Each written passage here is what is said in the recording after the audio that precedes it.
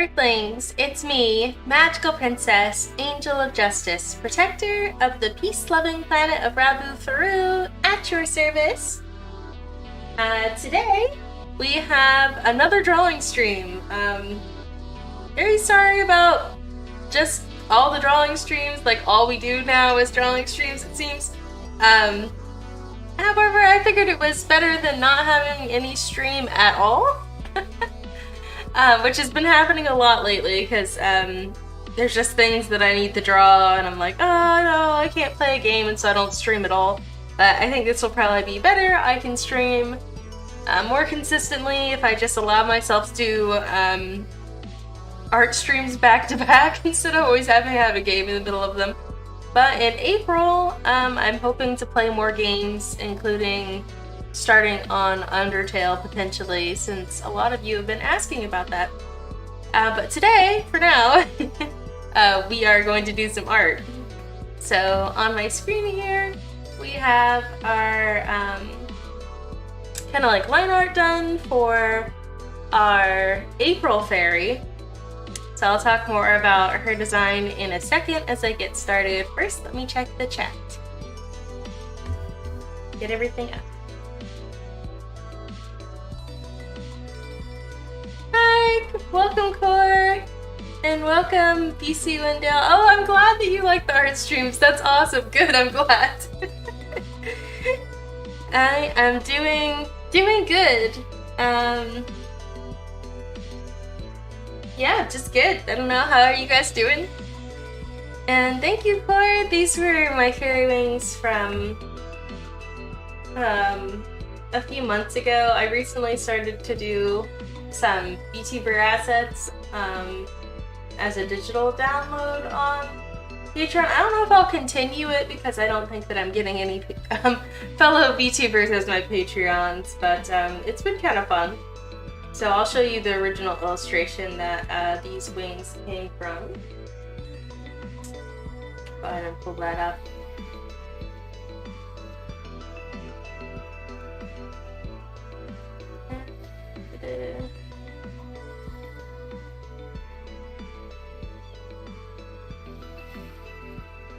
There she is.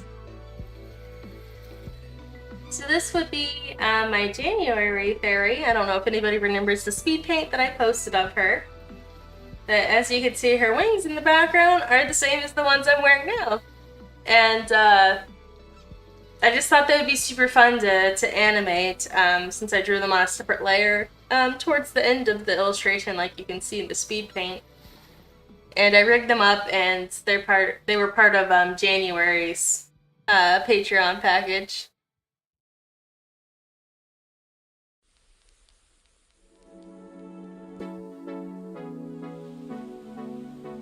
But anyway, it's fun to rig wings. I love wings, so I figured I'd throw on my fairy asset just as a little extra fairy theming to the stream. Thank you, Dark Shadow. I'm glad you think they're very stylish. Oh yeah, I'm glad you remembered the speed paint too, Dark Shadow. And Core says, hey Allie, do you know when you'll stream Genshin again? I've been getting hyperfixated in it again. I have actually never streamed Genshin. I know it's like a staple for every streamer, but I have never actually played it. I watched some people play it before, and I love the character designs.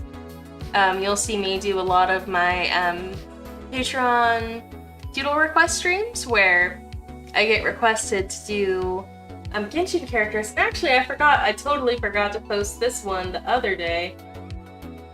This was a birthday gift for a friend. But I drew another Genshin character. Yeah, I just love the character designs, but every time I watch somebody play, I'm just like, oh man, like the amount of hours you have to put in to get anything done. I guess I'm just not really about games that I have to grind so hard. Maybe the only exception is Harvest Moon or Song of Seasons, but I am getting a little like a little fed up. But I do like the changing seasons in it. because it gives the opportunity for like something new, so you're doing the same tasks but in a different setting. So I'm not sure if I'll ever play Genshin or not. I guess it stayed pretty consistently popular. Yeah, I just don't know if it's worth it or not. You know, I have so little time to play games. I play a game every 2 weeks about for maybe 3 hours, so it's like, ugh, I don't know.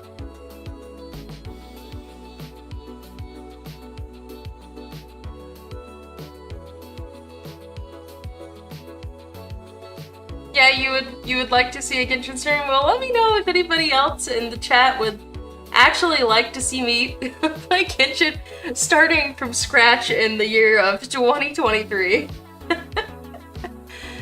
I mean, I don't know. I guess it's a free game, I suppose. Is there a new... Dark Shadow says, isn't there a new game made by the creators of Genshin coming out this year? Yeah, look into that for me. That would be interesting. Okay. Oh yeah, I don't know if anybody would actually like to see me do a Genshin stream or not. Oh, I just realized the chat went too fast that I wasn't paying attention, and hello Juju Bear, if you're still there, thanks for coming. I'm sorry I missed your hello. Don't look into Genshin mods, biggest mistake of my life, says Dark Shadow. Oh no! Well, I guess I just won't get into modding the game, that's for sure. That's definitely not something you'll see on my streams. The only game that I have modded was Sims, because they didn't have enough hairdos. And even with that, I felt like I was gonna break my computer. Because I'm just so leery of downloading things, so... yeah. Anyway, this is my art of the Genshin character Barbara, and she is singing a lullaby to some slimes. I think you're supposed to kill them in Genshin, but this seems a lot nicer. And she's got a little PJ set with also some slimes on it, so there she's doing a little song. So this was just a fun little doodle I did for my friend's birthday earlier this month. Alright, back to my diamond drawing. I'm going to talk a little bit about this mood board here, because you will see me flipping back and forth to it throughout the stream. So usually for my larger illustrations, I put together a mood board. Not always, only if it's something that's going to take me probably like over 4 hours do I put together a mood board, so that I don't have to keep on looking up on Google for images of flowers or things that inspired me, you know, reference photos of animals and that sort of thing.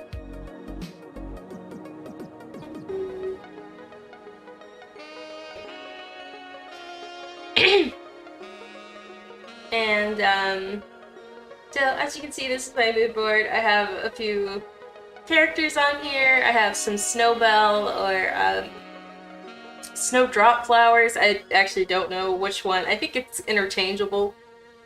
Snowdrop or Snowbell, I don't know what you call them.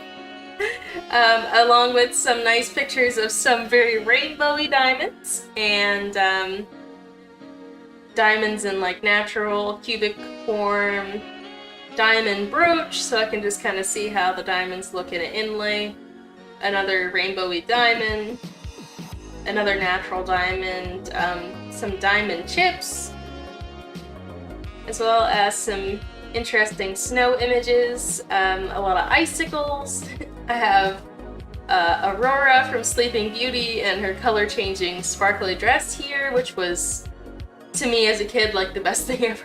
I mean, basically like magical girl level stuff. Anything that came close to a magical girl before I knew what magical girls was just something that I gravitated towards. So, color-changing dress. I'd kind of like to use some of this iridescent aspect, kind of sparkly look in my fairy's clothing here. but I want it to look more like this cottagecore kind of deal. So I was also really inspired by her hair in general. I was also pretty inspired by Lady Amalthea from the last unicorn here. So she's on my mood board as well as her unicorn form because we will be having baby unicorns in this drawing, which is where the deer images come through. Now you're probably saying, why didn't you get some drawings or, I mean, some images of horses, but deer are just more suited to that kind of body language that a unicorn should have, I think. At least according to Peter S. Spiegel, who wrote The Last Unicorn. Of course, deer are only a mimicry of the beauty of the unicorn, so he says. But anyway, it's one of my favorite books, so I went with this description. As well as Clamp's Clover, which I talked about a little bit last stream. Just some beautiful character designs and outfit designs that are kind of more futuristic, but still have like such a soft romantic feel. So that is the end of my mood board overview. I will flip back to the main drawing and maybe you'll see some of the inspirations coming through here. But now let me look at the chat because I have been ignoring the chat for the last 5 minutes while I've been doing this mood board overview. Gigi Bear says, I don't play Genshin, but sure, I would like to see you stream it. Okay, well, maybe it's something that I do. I don't know. Again, I just have so little time to play games that I really pick and choose, but if it's a free game, I could always just download it and play it once for those who might want to see what my Genshin stream might look like. Hopefully I get some of the characters I find super cute as well. And we have a new commercial stream. Hello, Fox? You are sure are a large fox. Are you like a giant, like as big as a dinosaur or something like that? That'd be pretty cool. Kind of like that cat in Calico. The giant cat that appears at the end of the game and just carries you through all locations in Calico. And it's just this massive cat. Man, I love Calico. I'm glad they added some new content to it, and I want to play some more of that too soon. I don't know, is it better to keep playing the games? Or like repeatedly playing games? Or would it be better to just do game streams where I just try out a game once and that's it? I don't know. Because I guess I've been streaming for almost 2 years now, and I've just been playing a lot of the same games that I enjoy, but maybe hopping around from game to game could be more entertaining. I don't know. You guys let me know. Alright, so here we have our fairy, and she doesn't have her wings yet. Usually I work on wings last, honestly, but that's kind of what I'm thinking for them so far. And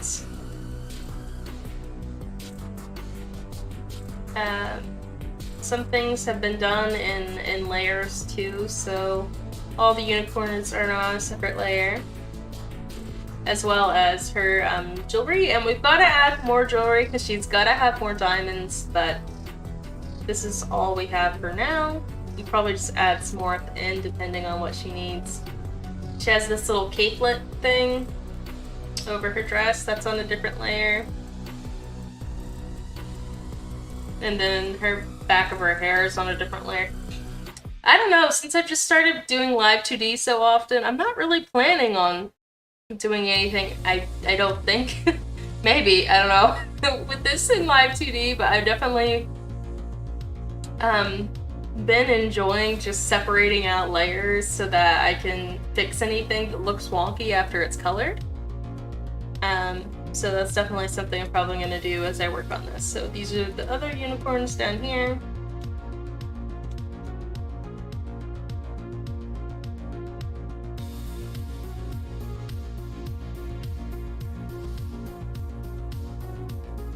Alright, so I'm going to go ahead and begin coloring. So I'm going to remove her wings first.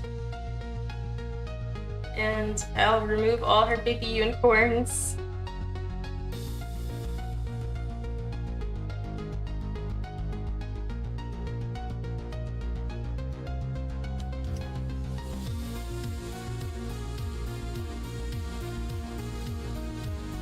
remove her jewelry and capelet, so it's just her base, and that's what I'm gonna work on first.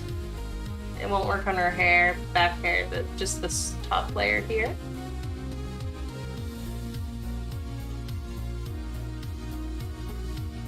Alright. Then I will remove a few layers that might, no, actually everything's pretty much on the same layer. I don't even know, oh, that's just a foot layer, I guess. I don't even know what was supposed to be on that layer anyway, so. Just removing her eyes so it's easier to color her skin. Don't worry, her eyes will be back soon, so she won't just be this very scary looking thing. Hi, welcome, Purple the Cube. How are you doing? Gigi Bear wants to know, what are my thoughts on anime that are magical girl parodies? So, I have only really seen... Well, I don't know. I'm not really sure like what necessarily counts, but I've seen maybe 3 anime that I could kind of consider in that realm. The first one I had started was Mahou Shoujo Ore, and I never ended up finishing it because I felt like it just got like a little weirder and like toxic as it went on and just not as funny, but there was like a few jokes in like the first episode that I thought was funny. Like I thought like the main character pulls out their magical staff and starts to just like whack the enemies with it instead of using any magic, and it turned out fairly bloody, and it kind of shocked me as like probably like my first like real magical girl parody, and so I laughed a little bit at that, but then it was just kind of like reoccurring things and just kind of like making fun of the fact that they looked manly and muscly, and it just kind of got old. Like it wasn't actually that funny as it went on. I don't know if anybody here has finished it and had some different thoughts. I would love to know if it's worth continuing or what your thoughts on that one were, but I was watching it as it came out. I think I stopped at episode 3 or 4. But there is a magical girl parody that I love. One of the reasons being is that I feel like it's actually really in line with the core values of a magical girl story that I love, but with a lot of humor. So that would be The Demon Girl Next Door. I don't remember how to say the Japanese name for it, but I will just pull up an image of it. And then I'll talk about why I love this anime parody so much.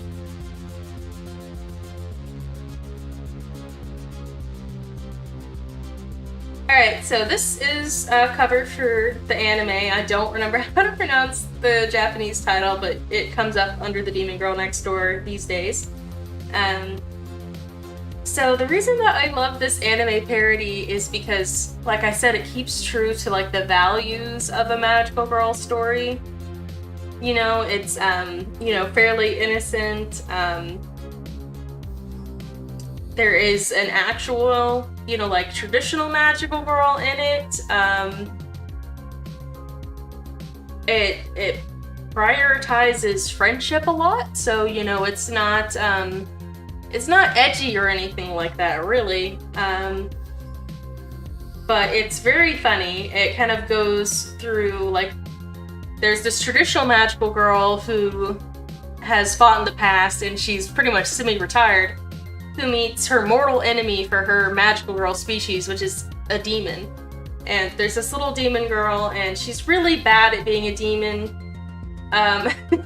She's really bad at being bad, which is really funny. To like honor her ancestors, she has to learn how to be bad, but she can't figure it out. And so this magical girl teaches her how to be bad. And it is so funny and really sweet and just hilarious, and I think they just did such a good job with like making fun of magical girl tropes while still taking care to like honor those tropes. So anyway, if anybody else has seen this, let me know. I know there was a second season of this. I have not seen the second season. I did see the original 12 episodes though.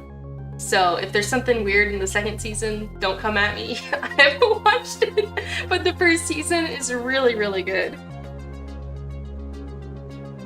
So I love this anime, and it's a lot of fun, I think. So I like that one. Oh, and then the best thing about it is that the magical girl, she has like this stupid looking little cat, but the only thing that it can say is like, the time hath cometh. Like all scary like it's making a prophecy, but it's just getting food or something like that. It's so funny. Anyway, I guess you can tell this is kind of like my style of humor is pure and random, I would say. Yes. The other magical girl parody that I love, and again, this is kind of like in the same vein, but much older,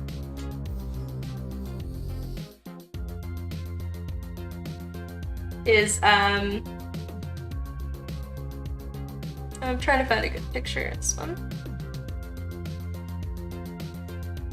I don't know why Google Images is not letting me click on things.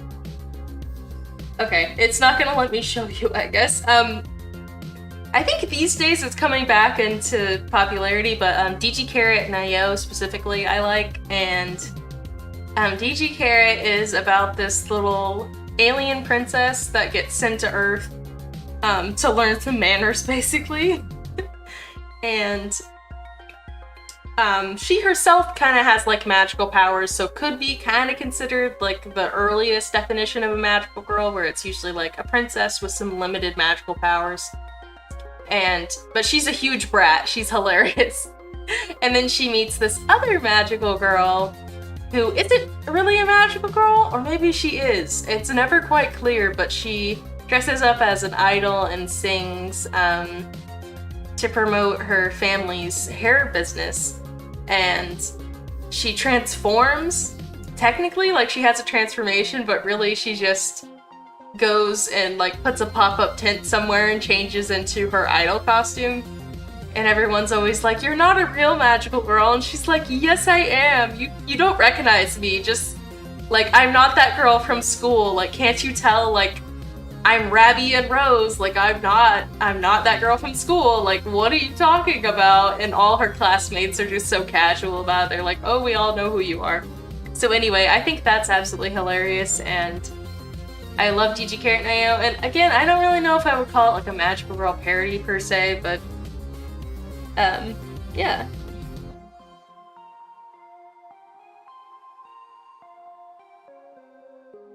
Gigi Bear says, "I have never seen this show." I'm guessing I was talking about this one because I was rambling and didn't read the chat. The Demon Girl Next Door. Has the first volume of the manga. Haven't read it yet. I'll get to it eventually. I did see that my local bookstore had volume 2 of it. I was gonna buy it, but then I thought maybe I should just wait until they have volume 1 in stock, so I just haven't gone back. But let me know if it's any good once you read it. I'd be really curious to know if the manga's worth picking up. And Cora says, "Okay, but Lucky Star is the best anime, not gonna lie. It's so wholesome and funny." Lucky Star is really funny. And again, I have to continue watching it. Like I said, I think I watched like 5 episodes and loved it, but then never went back to it, and that's just a huge character flaw for me. But yeah, so I'll close this one down and we'll get back to some coloring. Alright, so I'm gonna scroll down, here's some skin. Or to have kind of like cool tone skin, maybe. And I'm just gonna give her this skin color and then we can tweak it as we go. I want her to have freckles too. Oh no, her hand, the color has escaped. Hate it when that happens. Alright, the color has escaped. Let's fix that. I should zoom out a little bit so you guys can see what I'm doing.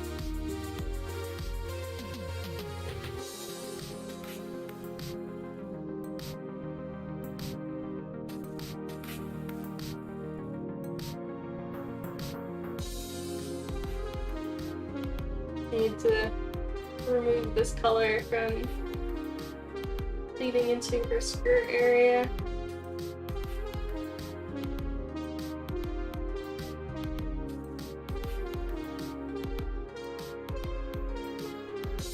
So I haven't really done any streams working on these fairies before, and I've done 6 of them so far. Actually, I couldn't believe that it had already been 6 months of fairies, but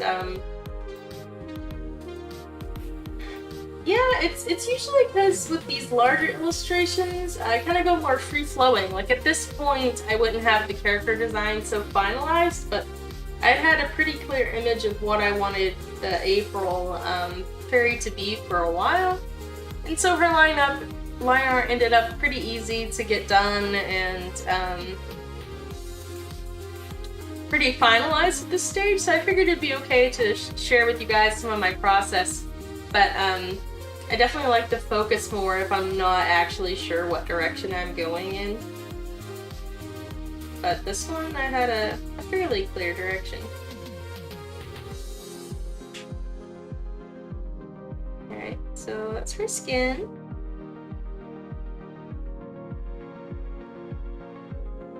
Core says Kanata's the best character. Kanata's just the god of anime characters.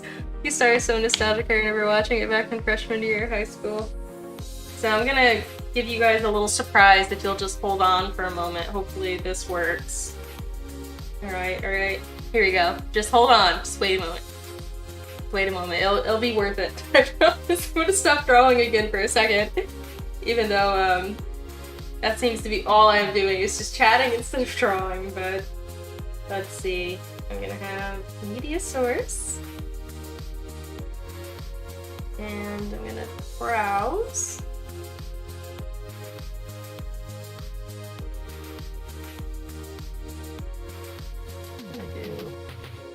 Actually gonna do this.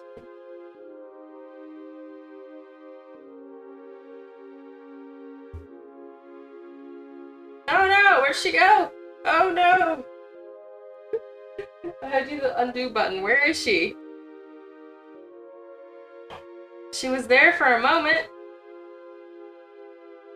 Oh, there she is. Oh, wait. Okay, second. You didn't see that. Wait a second.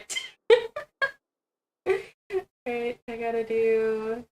I forget how to do this stuff. Properties? Yeah, I need her to... Oop.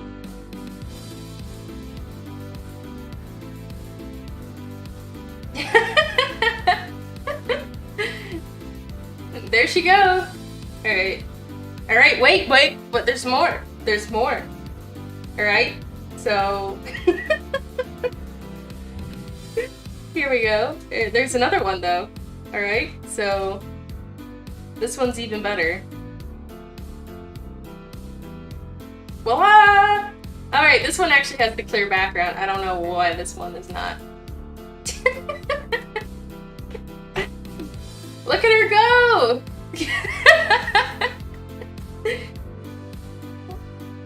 This is such a cute dance, right? Anyway, I wish this one, let me see if I can find the right one, because there's one that I actually took the background out of it. 3? Yeah, 3. There we go! There we go! Yay!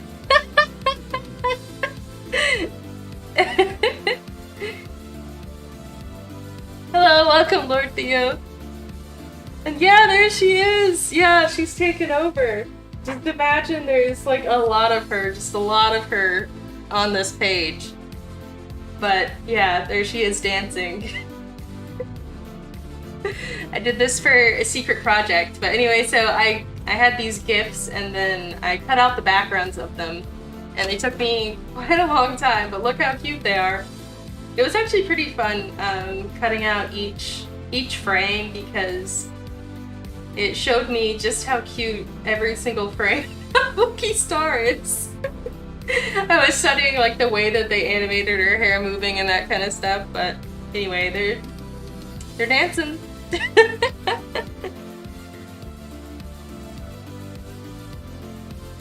Alright, let me put them she can dance in the chat today, and the other Kanata can dance over here. And nobody will know why. It just happens to be so perfect that somebody brought up Lucky Star, because I just did these like last week. Alright, she can be a little bigger. Nobody needs to see what operation or object is going on over here.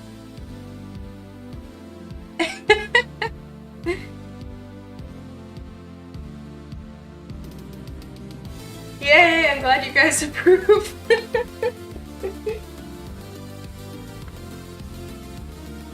It made me really want to learn the Lucky Star dance.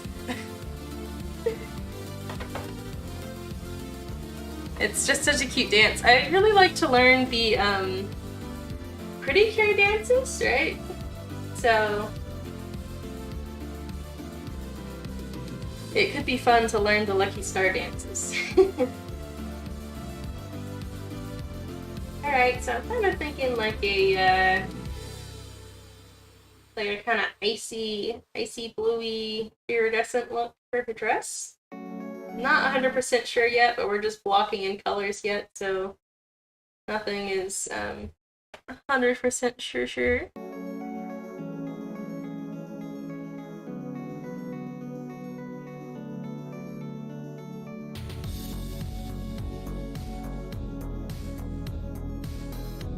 Yeah, hi Carl! I'm doing great. How are you doing? I'm gonna do some like very dark, cool-toned metals in here. Because I don't think we've had a fairy that has like very dark silvers on there. I'll kind of zoom into her little jewelry dress thing inspired by Clamps Clover. And I've just kind of put in some more little metal details randomly. Like this little hooks for the lacing. I thought the hooks looked a little bit more modern or futuristic versus like grommet holes, which is what I was originally going to do. But with these fairies, I've been really trying to do this kind of like fantasy sci-fi like hybrid vibe. I don't know if anybody else has got that, but that's what I've been going for at least.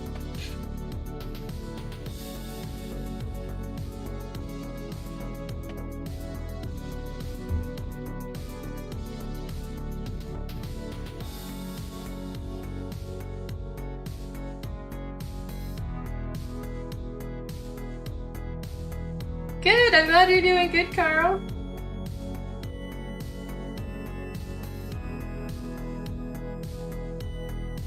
Okay, and then she has her jewelry, so I'll go ahead and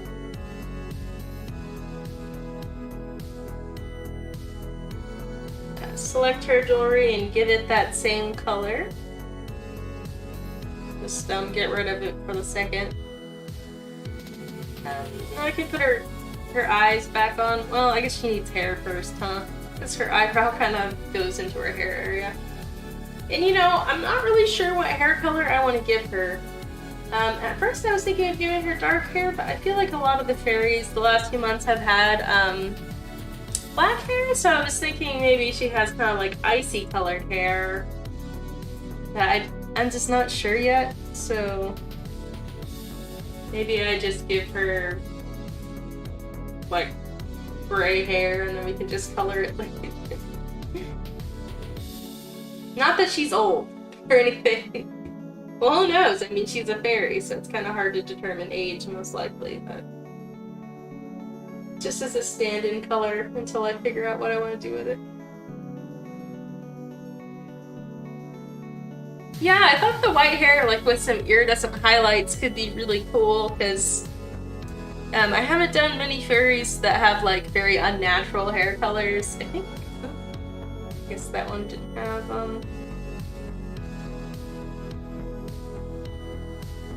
does it have white for you? Oh, that's the top layer, isn't it? That's why. There's not many of these fairies, because I finally made like a chart of the last few fairies for the last month, so I will just show it to you guys.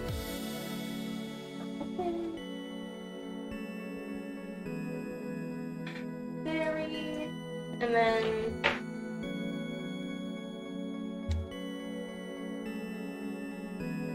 yeah, this one. So this is what every one of the birthstones that I've done are, and as you can tell, all of them have pretty natural hair colors. I mean, even like people don't have that bright orange hair, but I guess orange is kind of like a normal hair color. And her hair has some like blue highlights in it, but again, it's you know, just kind of like light black. So I was thinking about trying to do some fairies with some more interesting hair colors for the other half of the 6 fairies potentially. So that's why I was thinking about giving her some like white iridescent hair or something like that.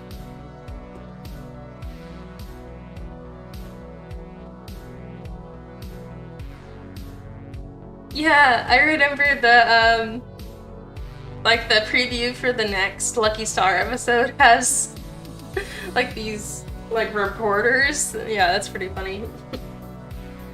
Forgot about that until now. Alright, but we'll just do gray for the second. Just some dress color.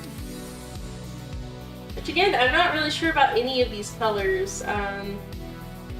So they'll probably change a lot throughout. Yeah, I definitely want some like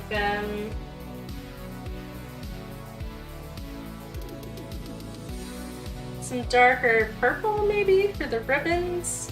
Give them a little pop of color to stand out, or not necessarily pop of color, like contrast of color. I don't know. I don't know all the art terms, unfortunately, for this kind of thing. You know, I've really wanted to learn color theory, but I haven't seen any books that really talk about it. It's always like, you have to go to college to learn about this color theory thing, and I don't know, it's like, I'd rather not go to college. I just want to buy a book or something, but I haven't really seen anything like that.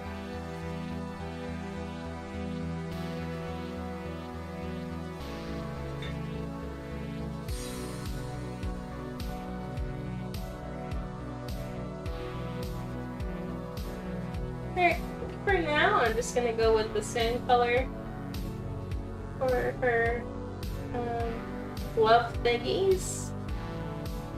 And we can just change it up as we go. Actually, I'm gonna do it on a separate layer so that it's gonna make it easier when I want to just select the stuff. Live TD has taught me the true importance of just doing everything on as many layers as you can. It's just so much easier to change things if you can just select something on one layer. But as a result, my drawings have had more and more and more layers, which is getting a bit extreme potentially.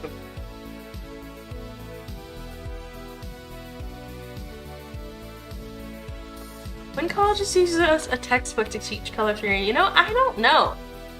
I figured it was a professor doing it or something, but maybe I should try to look specifically for college textbooks instead of just typing in color theory online, like specifically artist textbooks. Yeah, that could be interesting. I know that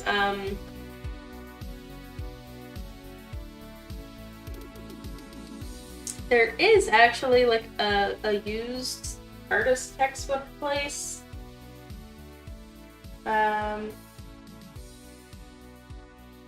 Nearby where I live. I don't think you're actually allowed to buy them though, you just have to rent them for a year.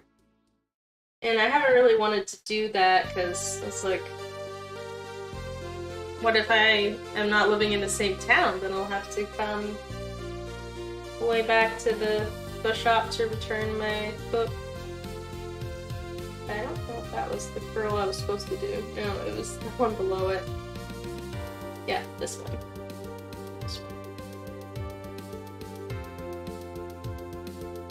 But that's a good thought.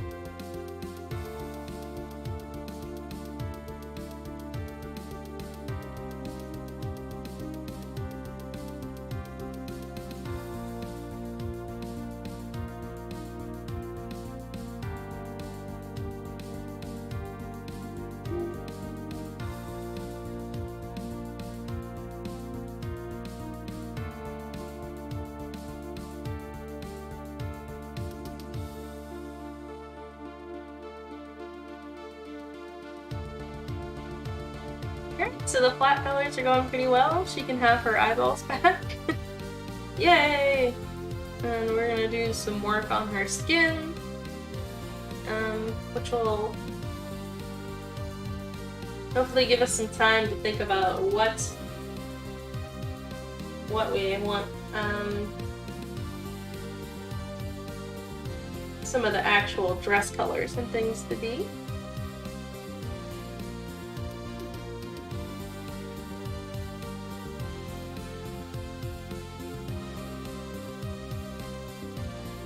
I like to use the watercolor brush for. Whoops.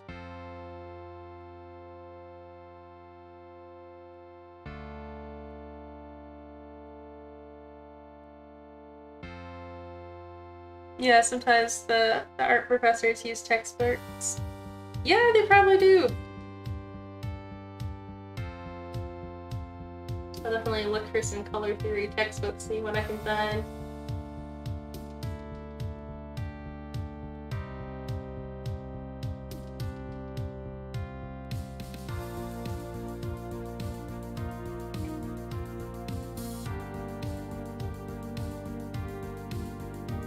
Oh, sure, Cord. Thanks for hanging out, even if you have stuff to do.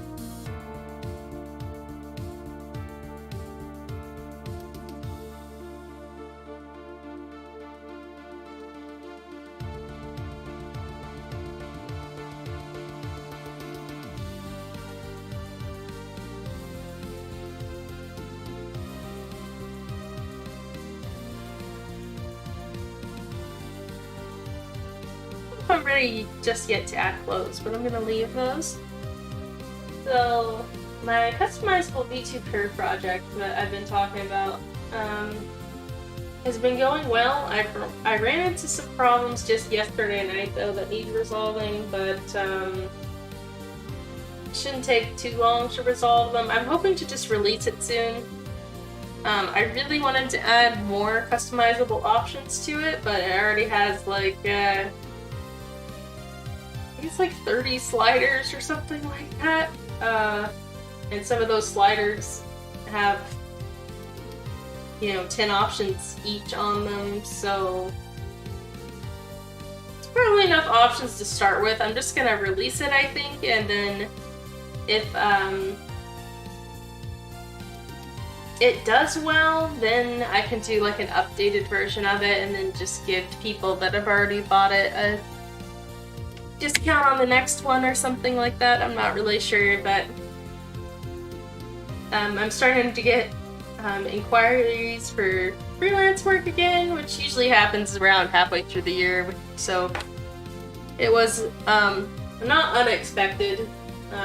Just I feel like I've got to get all my little personal projects more squared away so that I can focus on freelance jobs that will be coming my way next month. And that includes the customizable Vtuber, so I'm just trying to finish up what I have for it right now.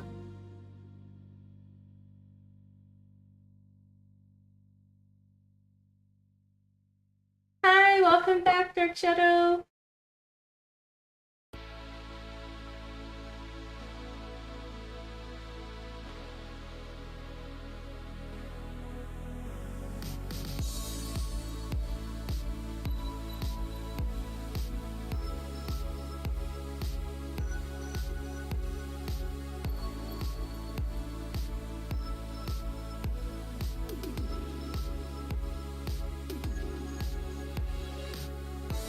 that's not pink enough in there.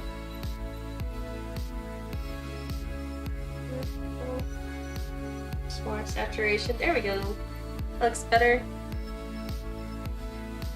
Yeah, it is actually a lot like video game customizations. I was pretty inspired by like how I really like Sims character customization. So it's kind of like that, you know, it has a face shape slider, eye size sliders, a bunch of things like that. So the real test is, can I make my OCs in it? And I did end up making quite a few Magical Princess Kai characters in it yesterday to test out like how close can somebody get to their characters with this tool. And though there's no like elf ear style options or cat ear options, those were things I wanted to add, but as it's taken me so long, I think I just have to get it out there, see if people are even interested, and then continue to improve it. If indeed people actually are interested in it.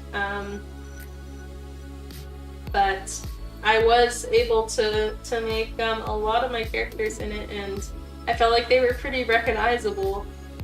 And that's mostly just due to like hair options, but you know, also like the facial shape thing and stuff like that. And there's not that many options for clothing, really. There's really only 2 shirt options and then some variations for each of those options, like sleeve length and bows, no bows, collar openness, I guess.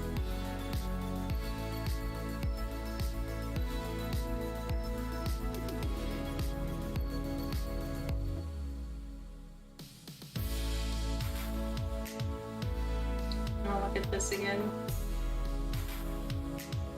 Trying to think what kind of... I think I should go a little bit more magenta with this fairy, because I don't actually think there's going to be any stones that have like a more magenta kind of thing. And I mean, looking at diamonds, you can see,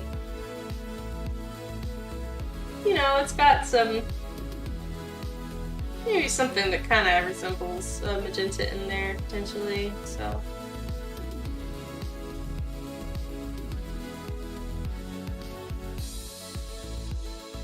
I'm gonna try out a new color for her dress already.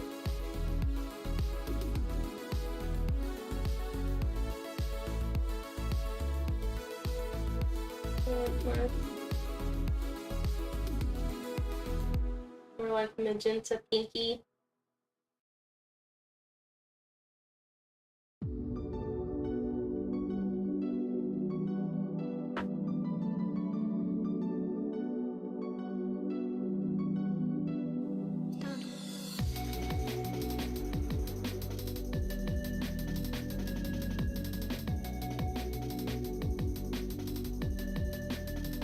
I don't know if 2 Kanadas are too annoying. We'll remove one, see if the other one is okay there.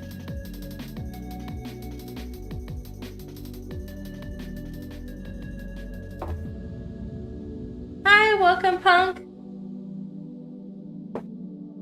I am doing good. My day has been good. I had some matcha tea and answered a few emails and stuff like that. Now I'm drawing my fairy character, which has been really fun so far. I'm really enjoying seeing her already transform as I give her some color. And I think I actually am gonna go with some white hair since I did her eyelashes white and I think it looks really cute.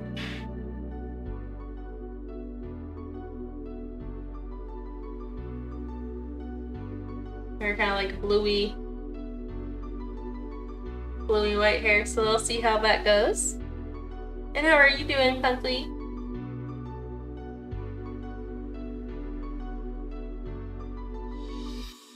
Okay.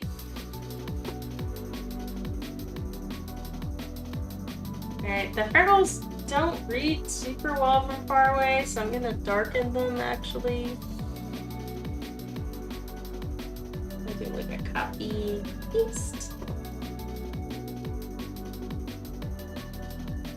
Now they're a little darker, we can see them from farther distance.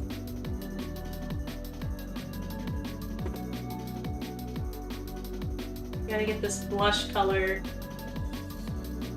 It's annoying me. I love putting blush everywhere on characters.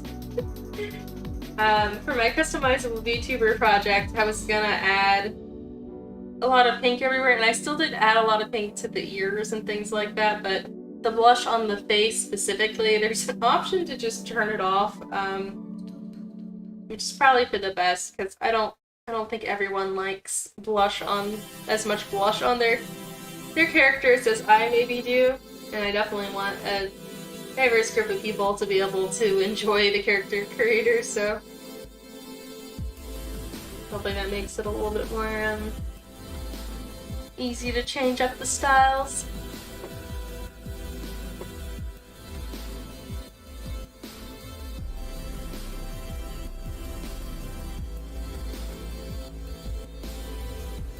You'll probably have some iridescent nail polish. I'm just gonna add some white on her nails for now.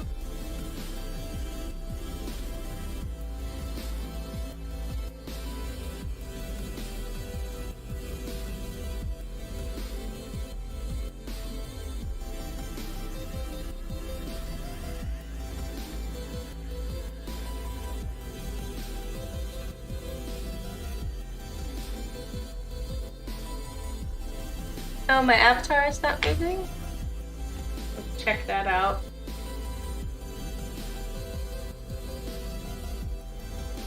I think it seems to be working. I think I was just like, just really zoomed in, like just zoned out on those nails for a second, and I just was not moving. I wasn't moving, I wasn't talking. It's just, I was just thinking nails. My head was empty, just nails. Yep. Oh, my avatar moves. Which is good. Do some dancing or something.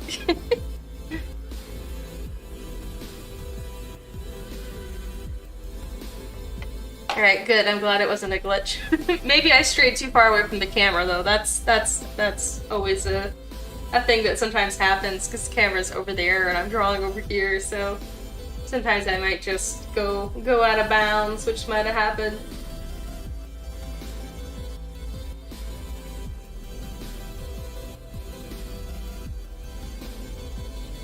Okay, and she's got a little capelet.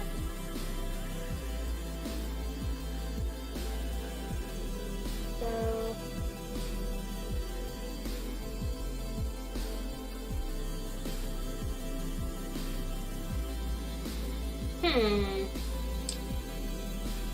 not sure what color I actually want this cape. I think the tassels can stay that darker color, maybe the collar. And we can do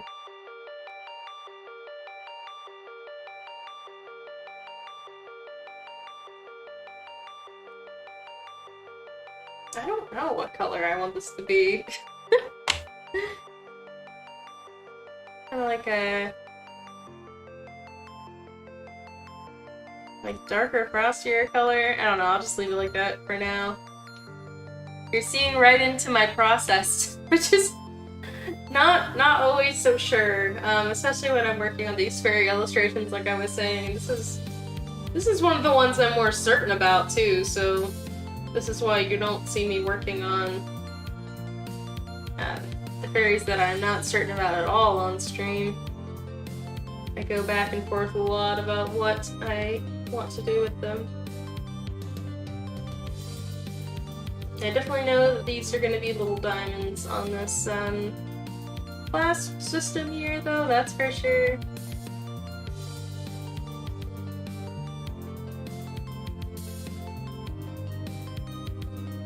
Yeah, I was thinking dark purple originally, Punkley, but then I was unsure about the rest of her outfit maybe not having the purple on it.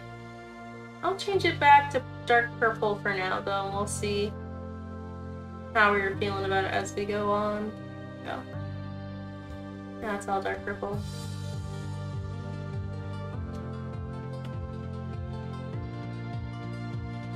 Okay. Usually before I am even done with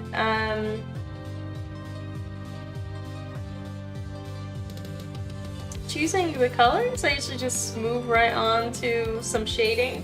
Usually helps me get an idea for how the color should go once I get some depth in there. I usually shade with a kind of like purpley color, kind of like grayish purpley black.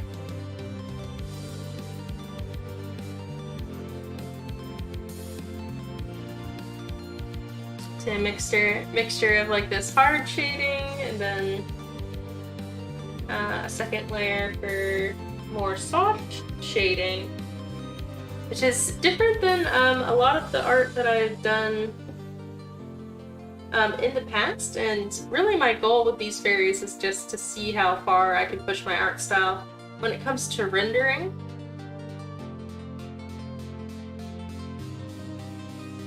So that's why you'll see a lot more shading detail in these fairy illustrations than what I normally do. And normally on stream, I mean, most people just really see me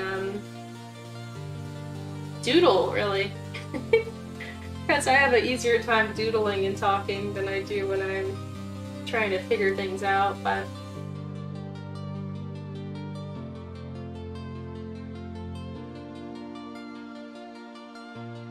there you go.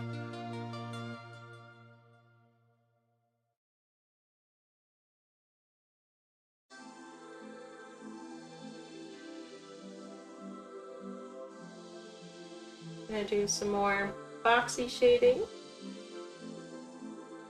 Or cell shading, I guess is what it's called. I should use the actual name for it instead of boxy.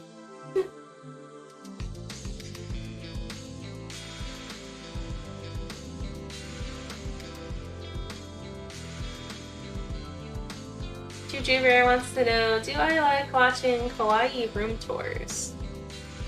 So I've only seen a few similar videos just because they were people I was following for different reasons. Like they had like a magical girl figurine collection, or I followed them for their fashion style, and then they would post like a room tour. And I have found them interesting, and I guess the reason is that I don't actually see a lot of people's houses or rooms, so I always find it really interesting how people decide to express themselves through their rooms. And I tried to make like a similar video on TikTok about a year ago because I was like, hey, I kind of like these kind of videos. I wonder if anybody was curious what my room looked like. It didn't really pop off. Maybe I should repost it on Instagram, even though my room looks kind of different now. Changed a few things about it, but I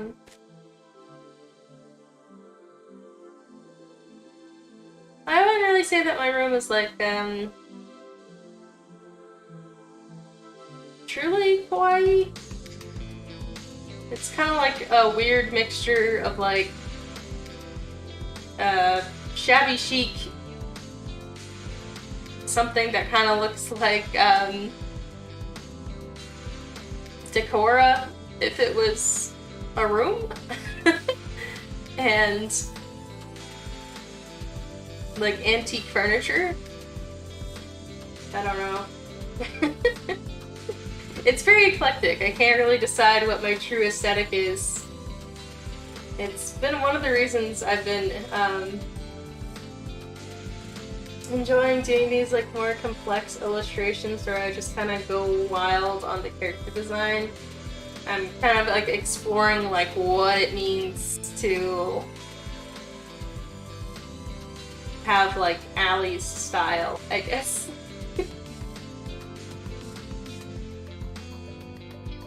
I don't really know. There's just a lot of things I like, and I'm just trying to smush it all together, I guess.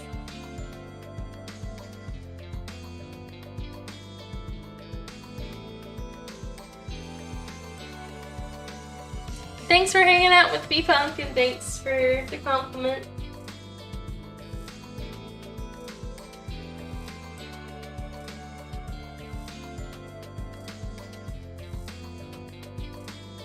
Do you know any good channels for kawaii room tours? Now I'm kind of curious. Maybe some inspiration for my own space, since soon I will have to move, since the house that I'm living in is currently been put up for sale. I'm renting.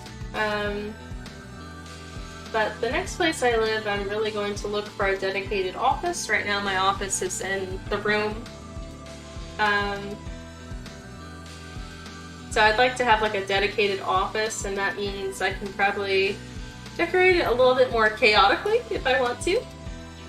Just because I don't like trying to fall asleep at night and look over and see a bunch of bright colors, I guess, which is probably why my room is a little disjointed from an interior design standpoint, potentially.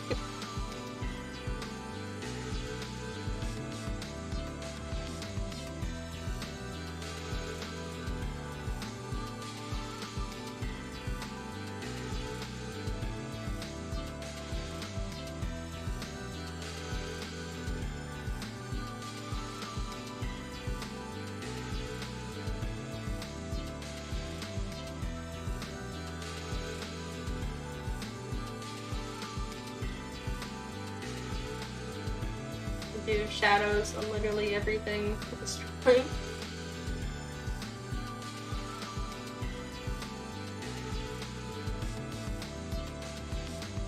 I really like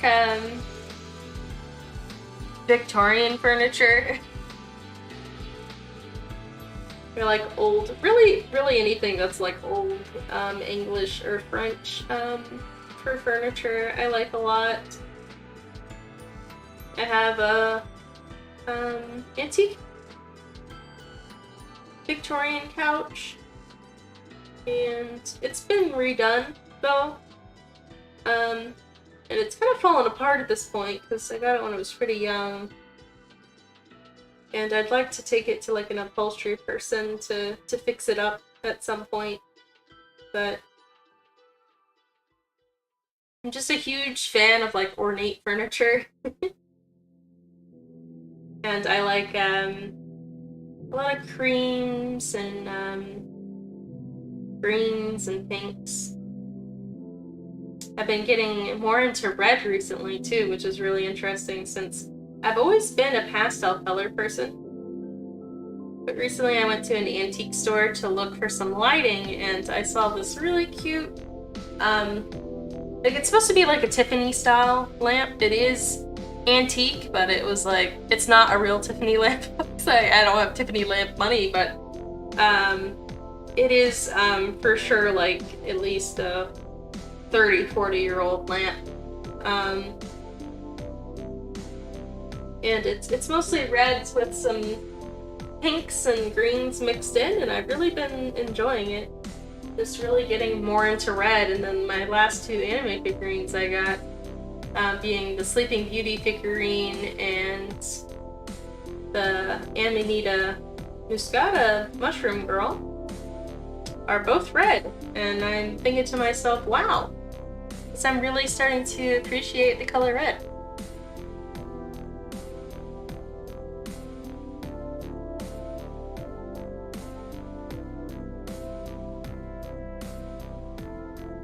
Yeah, I'm glad you think antiques are cool too, Carl.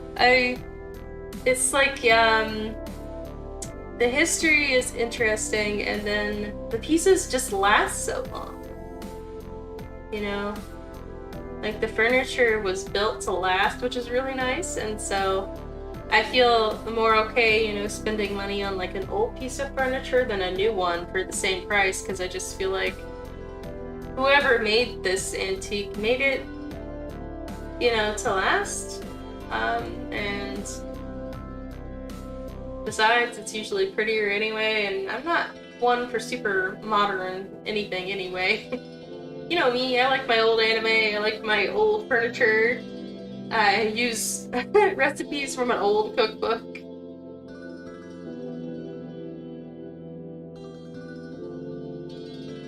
I used to wear a lot of like antique clothing as well. Not really in recent years, just because I haven't really been able to find anything that was perfect. for such things. I've just been buying like more new clothing, but clothing used to be made way nicer anyway too. Because it was made to last, you know? I don't buy a whole lot of clothes for that reason. Because I just buy a few things that I feel like will last for a little while and are good with the wardrobe. Yeah, I used to buy a few years back when I was more into like the kawaii clothing style. I used to just buy whatever like off eBay, and I had quite a lot of clothing, but I was tired of people asking me what I was dressed up as, I think.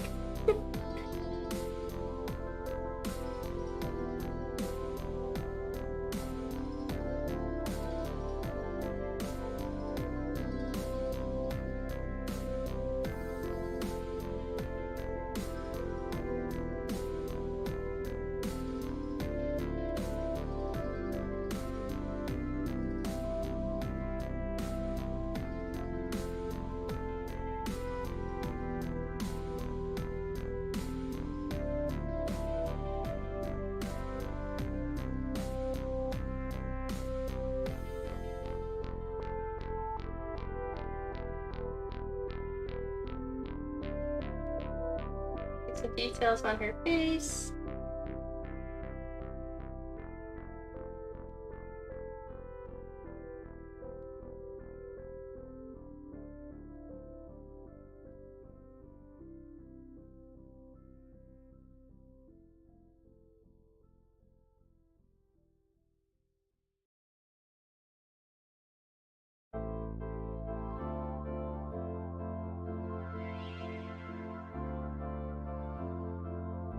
However, speaking of Tiffany lamps, I will be going to see some Tiffany lamps very soon. There is an exhibit at my local botanical gardens that features like a Tiffany lamp exhibit, which I'm pretty excited to see.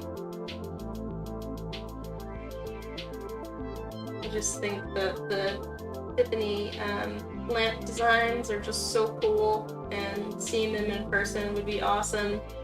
And in that like Art Nouveau period, it was just really common to have your forms influenced by the forms of nature, and so they're kind of like positioning these lamps against different areas of their botanical garden to kind of like show off, you know, like real nature and the inspirations and things like that. I'm really excited to see it.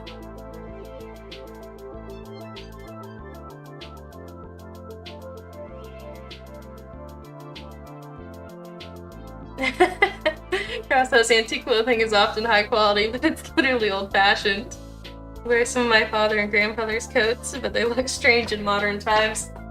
Well, yeah, I mean, that's true too, you know. It's probably easier for girls to pull off, or just like feminine people in general to pull off like dresses and things, or like blouses that are antique, probably just because women's fashion in general just goes through so many phases where it's like all of a sudden we're all dressing like it's the 20s again or whatever, and that probably makes it so that people aren't like, whoa, what's going on there? Which is too bad. I wish that people were like more accepting of how people dressed in public, that's for sure, because you know, I still get kind of weird looks when I go out sometimes, and like some of my outfits, like I have like these pink Fila shoes with platforms on them, and you know, sometimes wearing them with the dress or whatever, you know, just like other ladies just give me kind of like a look like, well, why did you put that outfit together kind of look. But at least they don't ask me what costume I'm wearing anymore, and that's the important part.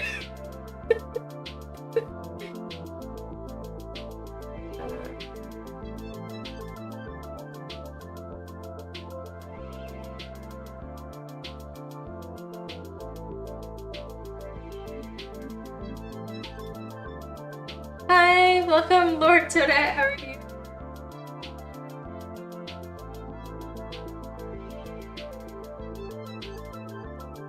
Okay. Our shading is coming together.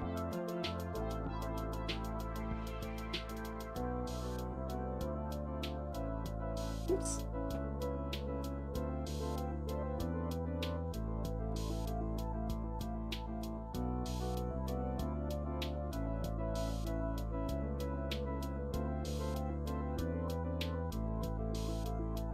Why it's not taking my... Oh, there we go. I was like, why is it doing that?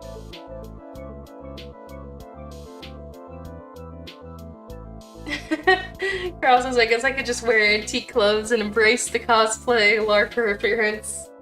Yeah, for sure. I mean, if you pull it off with confidence, then people won't question you, I think. They'll just be like, that was kind of weird, but they sure look like they know what they're doing, so they must be like rich or something if they're pulling off that coat that way. You never know.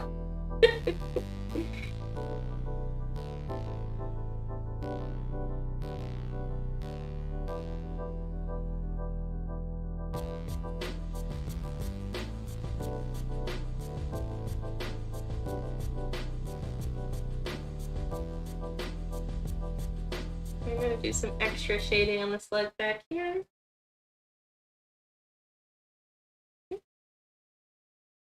Or was that just the layer I was already on? I guess so.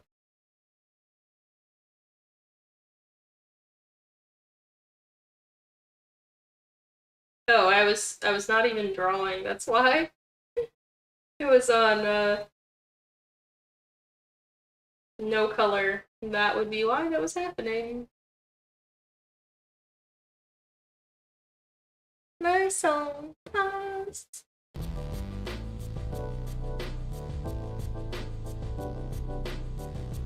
Oh, one of the last times I was in an antique store, I saw this blogger lady, like, she was live streaming her antique store experience.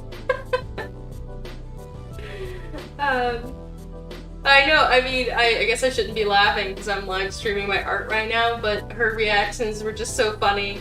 Like, she would walk up to something and she'd be like, I'm buying this, I'm buying that, or whatever, but then she left the store with nothing. Like, she ended her stream and she left with nothing. And that's what was so funny about it. She was like, oh my god, this lamp is $50, like, I'm totally getting this, it would look so good, like, in my dining room. And then she'd go over to the next thing and be like, I'm getting this, and then she'd be like, so what did you guys think of my haul? Okay, like, bye guys, and she ends her stream and just leaves. She didn't buy not one thing. I was just like, this is so interesting. Like, I wonder how many people were watching her. Like, I should have asked her, like, what is your channel? Because I'm curious. I'm curious, you know? What is she doing? If she's not actually getting these items, but...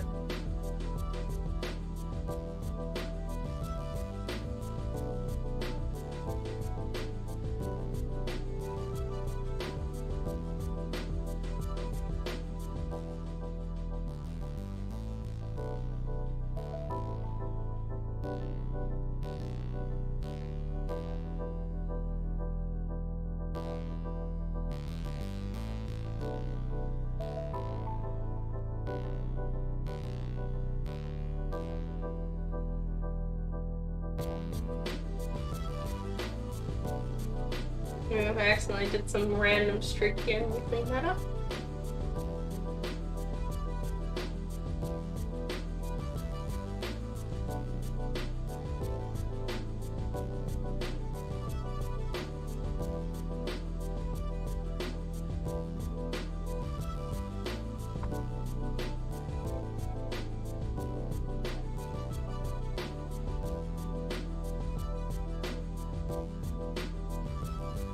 Alright, my model still looks like I'm asleep. I don't know why.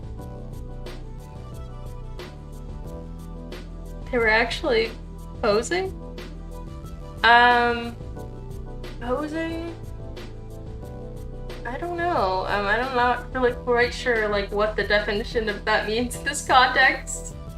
But I guess they were pretending that they were gonna buy this stuff, if that's what you mean, yeah.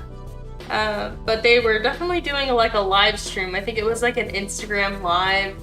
Like I saw their phone, and it had like, you know, comments and hearts on it, so I'm guessing probably like an Instagram live or something of that nature, maybe TikTok, I'm not 100% sure, but it was just like, they just left without buying any of that stuff. It was just so weird. Did they decide not to buy anything? Well, she left as soon as her stream ended, so she definitely made it sound like she was gonna buy all that stuff that she said to her followers, at least. But then decided not to in real life, I suppose. And then I thought, oh, maybe she's gonna to come back for that stuff. But then the next time I went to that same antique store a few weeks later, some of the stuff that she had picked out was still there, so I didn't think that she had come back for it. I think she was just doing it for like entertainment's sake, I guess.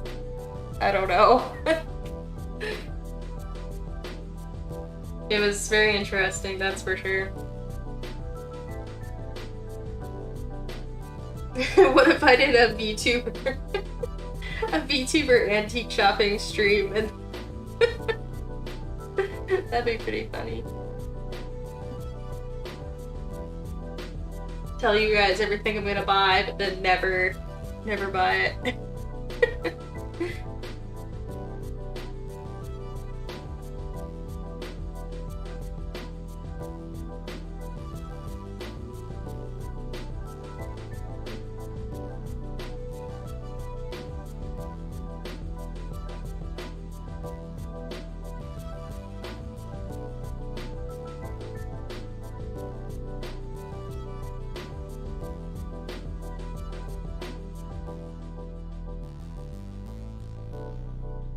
Hair, fluffy hair.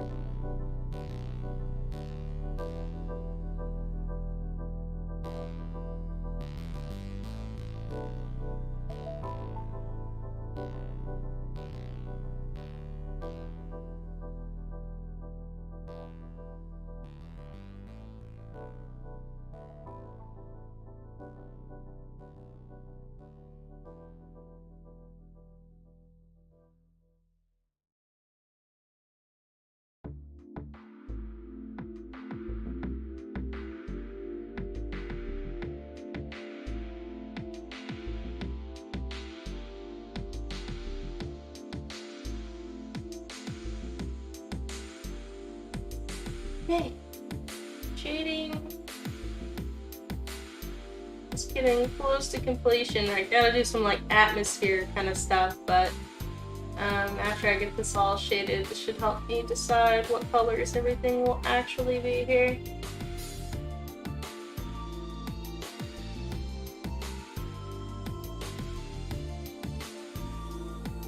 Some shadows back here.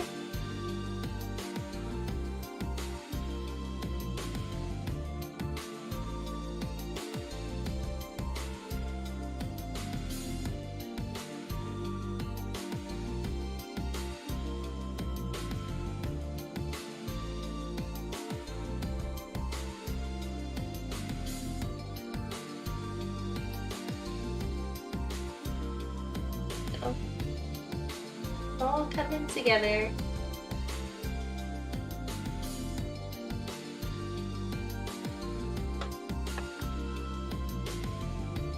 Yeah, I don't know if the employees saw the live stream in poser person. There's only that time I went, it was only the owner lady there, and I don't think that the lady was live streaming in front of the lady, and it's actually like a pretty decently sized antique store. So potentially not. But then again, like as a store owner, you just have to get used to people saying that they're gonna buy stuff and then they literally just don't. It's like a really common occurrence for small businesses. They used to happen all the time. My family used to own like a consignment store, and that was just like a really common thing. Like people would talk up all the stuff they were gonna buy and then just leave without buying anything. So you just had to just like realize not to get too excited when somebody started talking about buying stuff.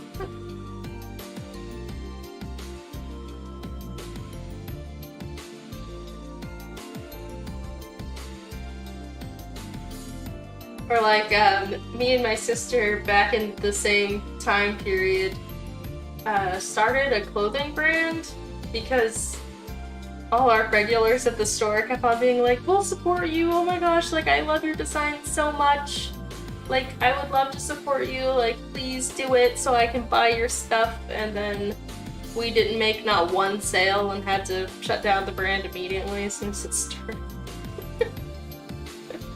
I was like, where are all the people that wanted to buy the stuff? I don't know. I'm just like salty about people.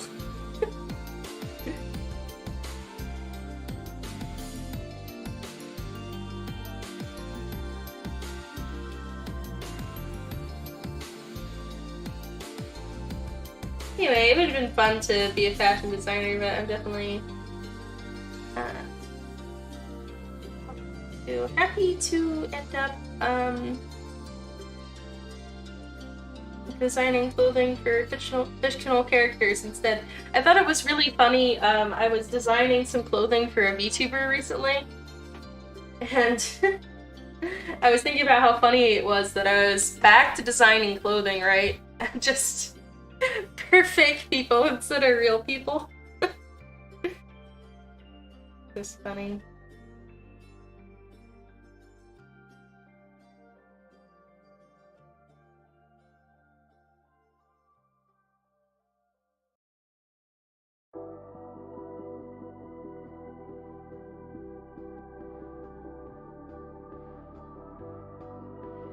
Okay, she's getting somewhere.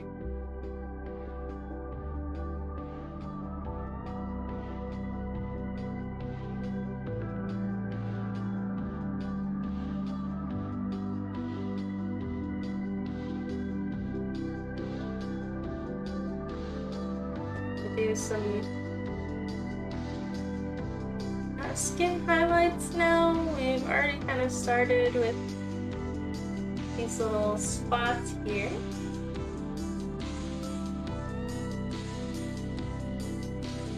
And I want to do...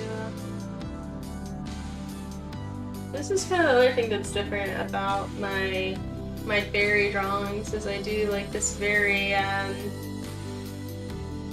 detailed, like shiny skin, which is not really something I do with my other art, but it's been fun. And like push the limits of what my art can look like. It takes forever though, so after the fairy series is over, I'm not really sure what kind of sticker series I'll want to do.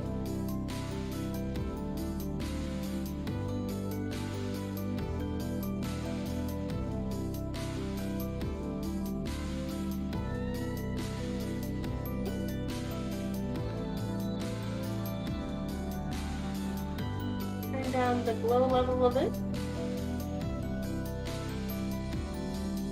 There you go, she's looking pretty cute.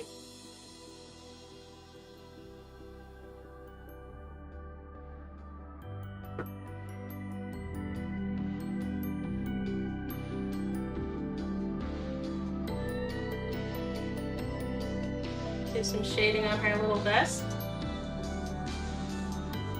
The shading color is about the same as this vest, honestly. Turn it down a little bit.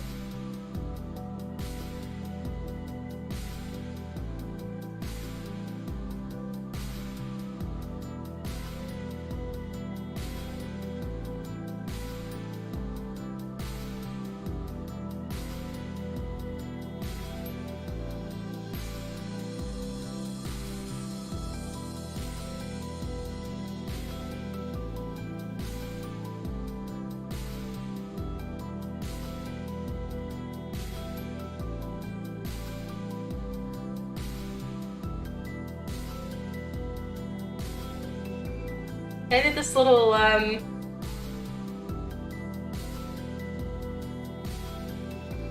little three-sided cape to look like the snowbell flowers that I'm inspired by for this piece. I don't know if anybody would actually pick up on that, but that's where a lot of like the scallopy shapes come from, with the gloves and the little three-piece there, and a lot of the jewelry that she'll be getting will be inspired by those flowers as well. Including the unicorns have this little like snow bell, but like it's an actual bell kind of design on their collars. Right, there's one.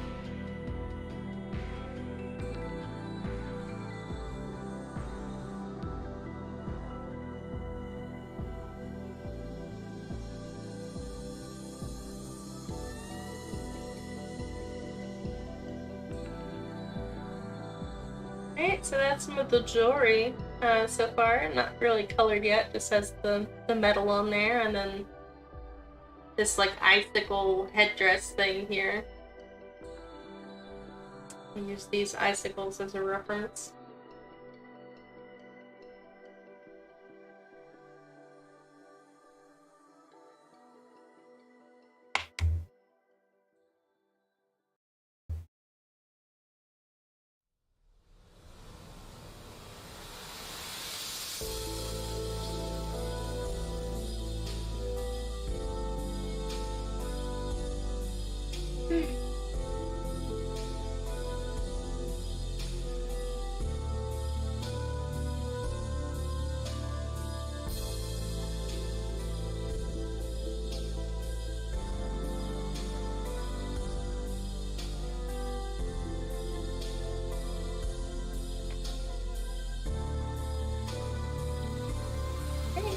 So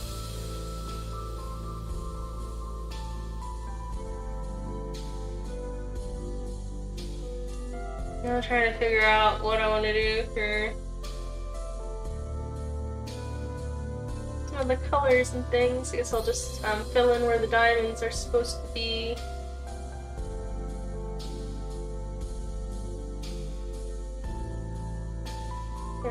Her jewelry though, so this is jewelry shaped like the snowdrop flower. And of course, I don't know if it's still snowing in any place on Earth at this time of year, but I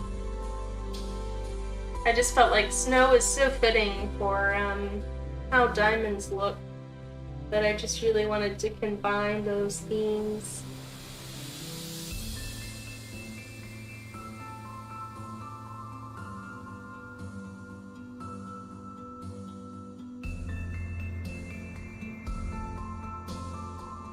Some itty-bitty diamond chips that nobody, except for the people watching this stream, will ever see. It'll be too tiny to see on the sticker, I'm sure, but it's just another resolution for making this as detailed as I can make it.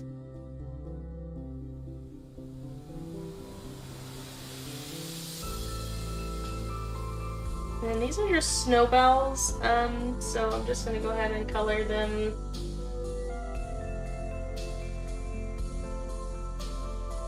white with their green on them.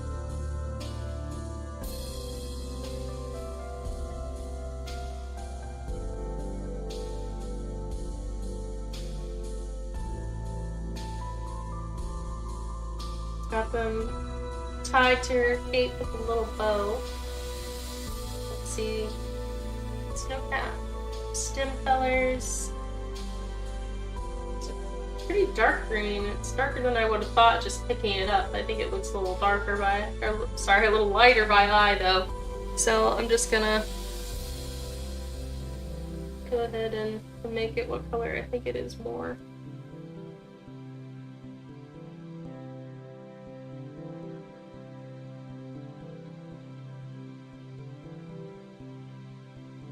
Okay, they did have snow last week in your area. Okay, good to know. It still snows in April.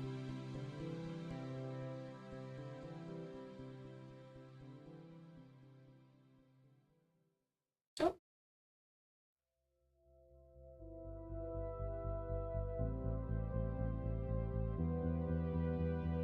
And choose the dress color for the bow.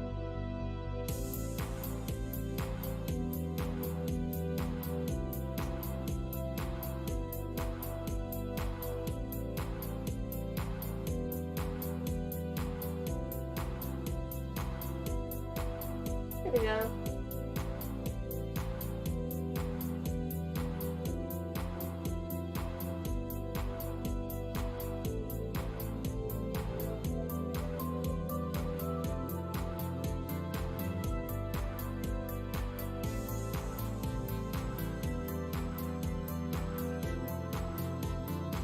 Okay, definitely want this dress to be kind of glittery, I'm thinking.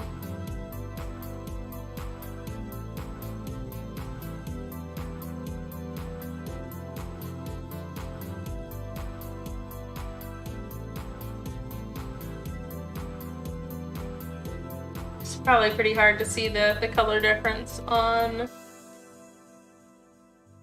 the stream. I don't know. Do less shiny glitter and then do a layer of more intense glitter.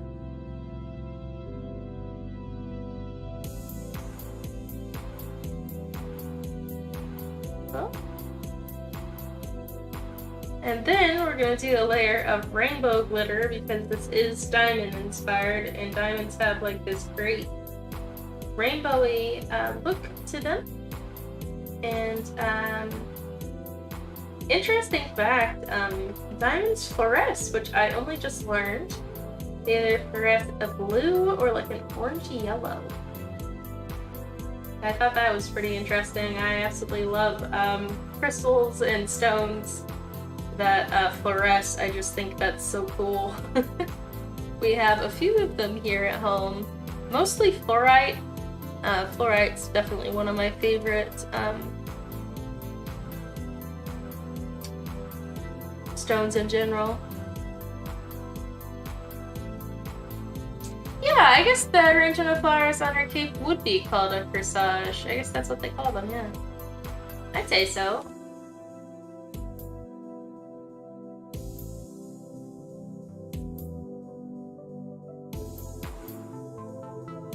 Just gonna kind of smooth out some of the areas that should be a little darker for the sparkles, so the sparkles just catch the light more.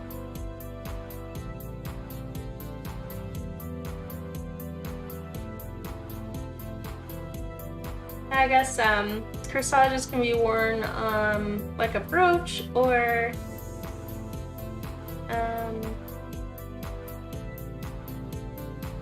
on the wrist, I suppose. So I guess this one's just on the like a brooch area.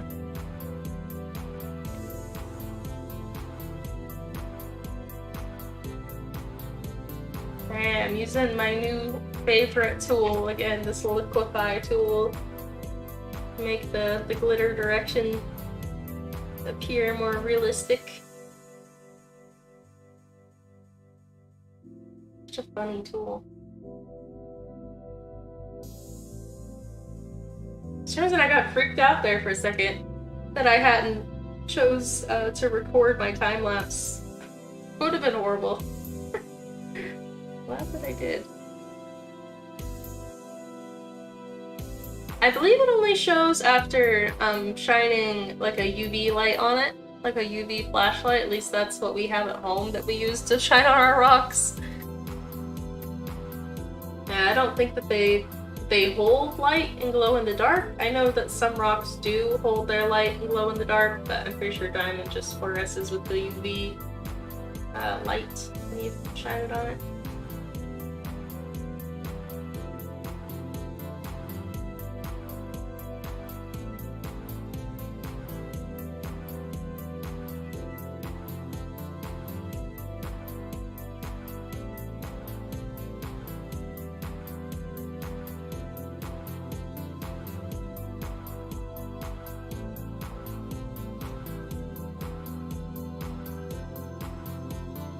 love this effect on the glitter.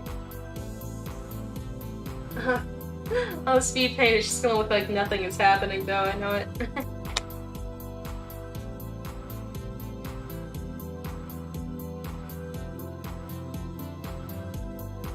Alright, so sparkly dress.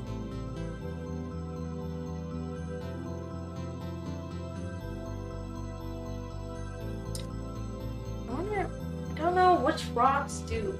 What rocks? Cold, light, or like, no, I guess glow in the dark. Glow.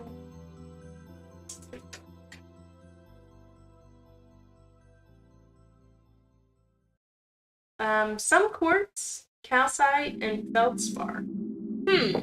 Well, and I guess that means you have to charge them up in the light first, to see it, potentially, because...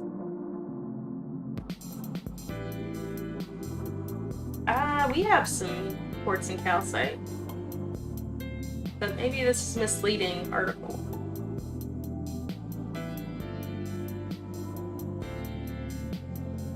Okay. Okay, yeah, emit a faint light that's visible in complete darkness when it's exposed to radiation. Okay, so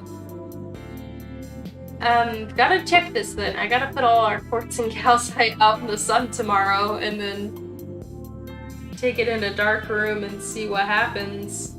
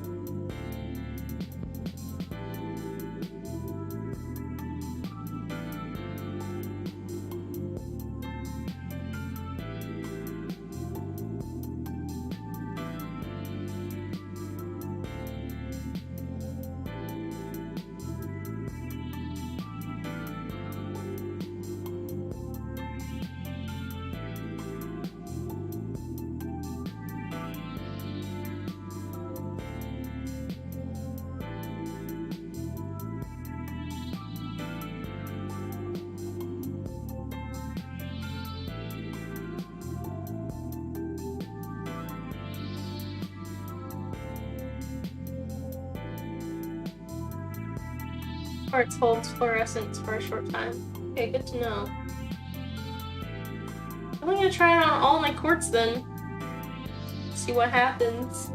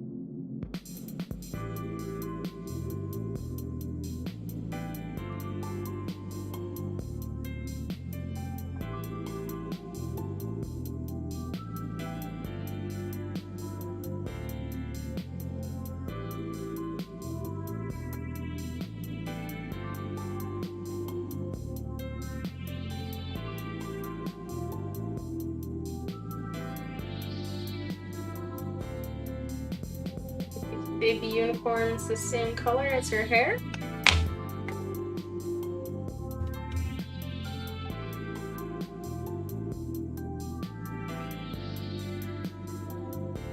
Other one.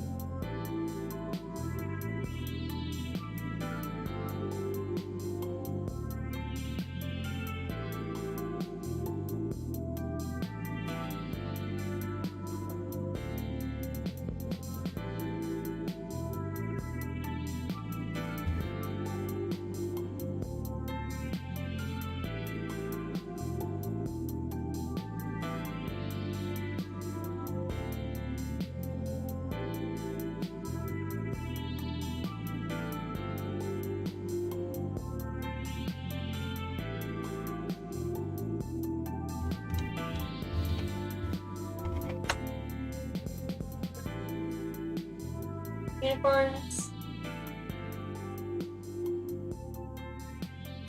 little itty bitty unicorns just prancing around by her feet.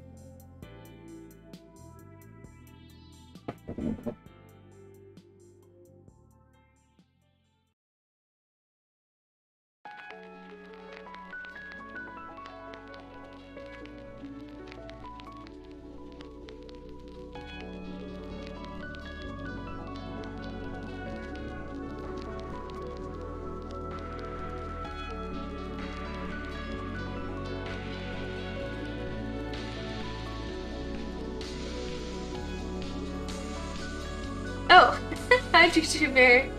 Juju Bear says, I'm trying to think of more questions to ask you, my mind is blank right now. That's completely fine. As you can probably tell, my mind is a little blank as well, so I completely understand.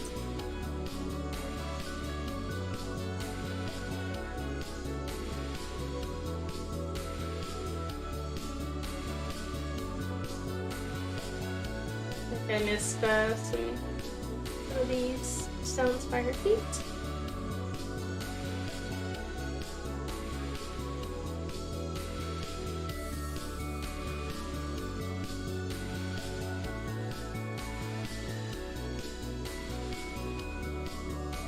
There we go.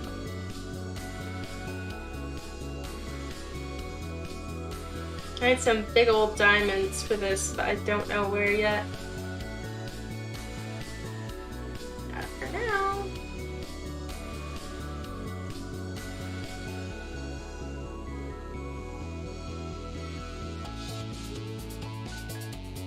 Now I will start to add some rainbows to her hair, I think. Because no matter what her hair color ends up being, I'm definitely thinking some rainbows are gonna go great in it.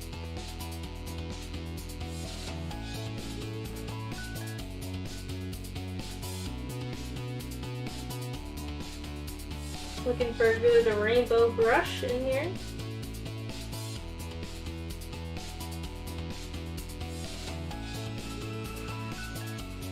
Like a word rainbow thing going on.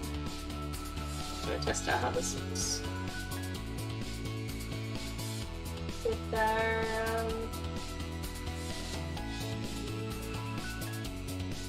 fingertip touch.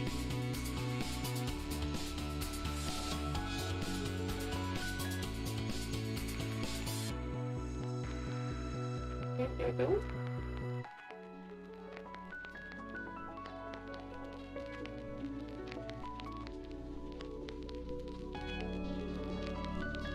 I don't know how this is gonna look in and just playing around, just experimenting, I guess.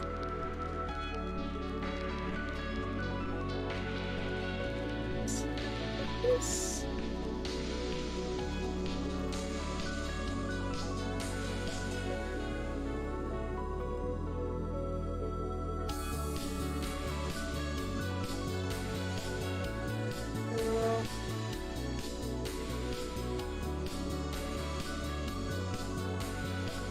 I did something kind of similar for Opal.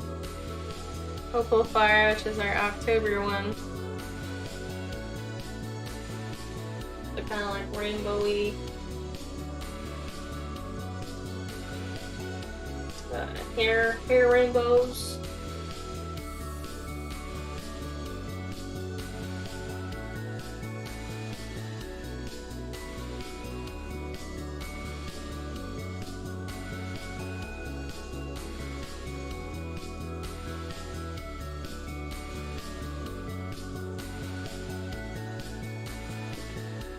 I don't know, I think I'm gonna have to do the effect on more hair to really get a feel for how I am feeling about it.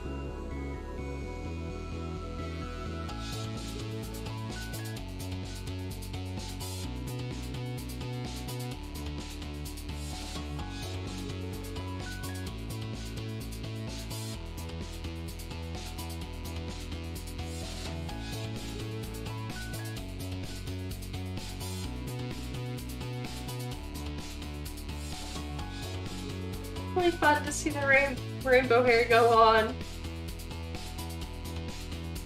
Oh, thank you, Juju Bear. I'm glad you like the way I draw highlights. It's a pretty easy method. I either use blend tool or the finger called Fingertip. In the blend section, they have just blend standard blend, or they have blend fingertip, and I just wiggle it back and forth.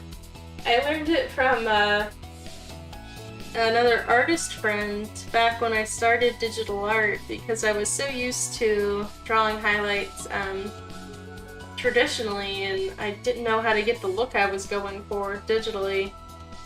And she was a digital artist, and this was like five years ago at the time. And I said, you know, how would you, you know, go about doing some highlights? And she sent me a video of her doing highlights, and I was like, oh, that looks easy.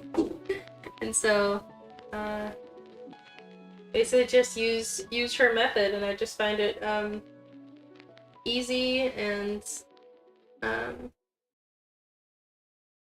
it just gives me what I'm looking for to do this little back and forth thing. Of course, I'm doing a little bit more dramatically with the rainbows involved, but just how I do the white.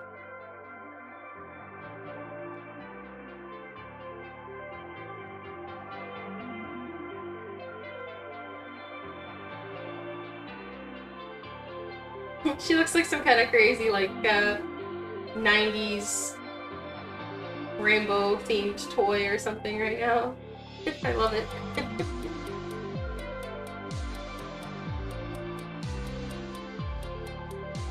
Simulate the hair twisting a little bit, make the rainbows go around.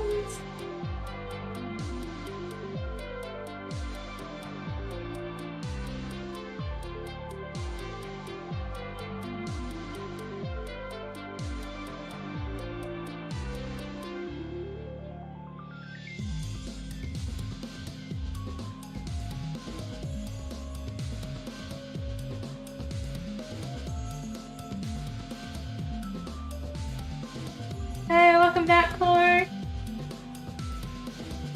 I'm doing good. How are you?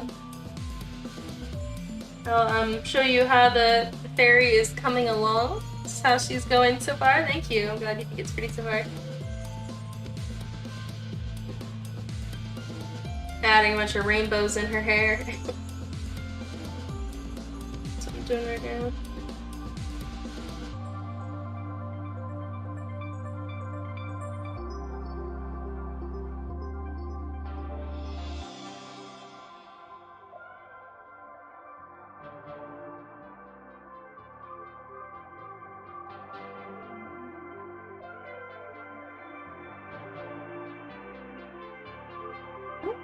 I'm just getting more and more focused on the drawing, so I fear I'm getting a little quiet.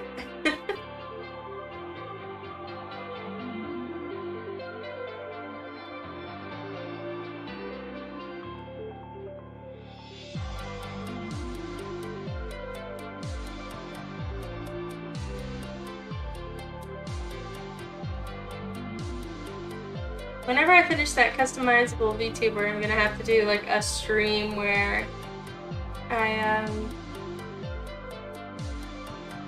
maybe take requests for random anime characters and then try to make them inside the character builder or something, just to see like how diverse characters you can make in it. I know it doesn't have all the options it really needs, but just enough to make a pretty decent character, I think. I'd like to add more, but like I said, I just need to know if it's going to be popular first. There are some other things that I need to work on, that's for sure.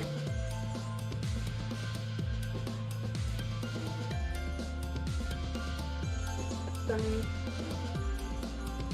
rainbows in the back of her hair, too.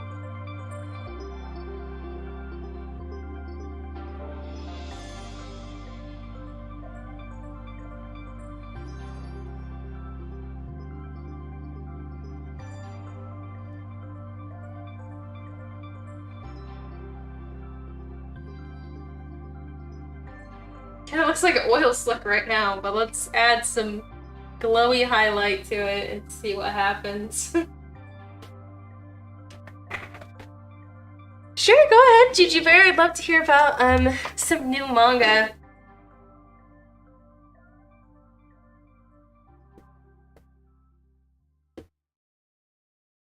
And usually I keep up, I don't really keep up to date with new manga that's coming up, but I typically keep up to date with seasonal anime, and the last 2 seasons I just haven't. So I'll have to catch up on what looked good later on probably, but for now it's just a busy time.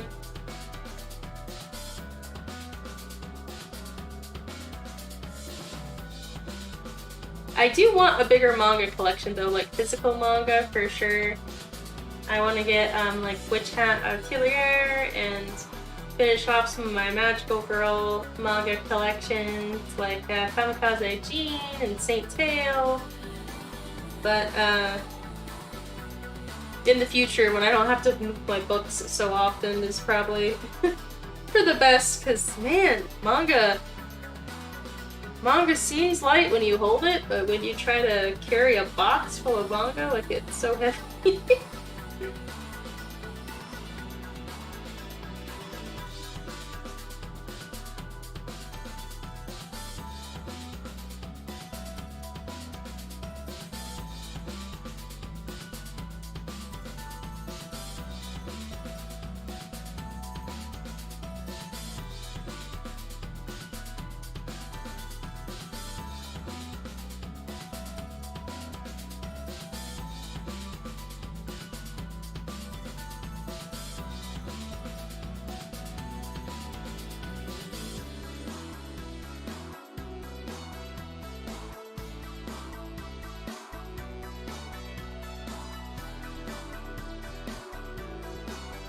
Blend together some of this hair.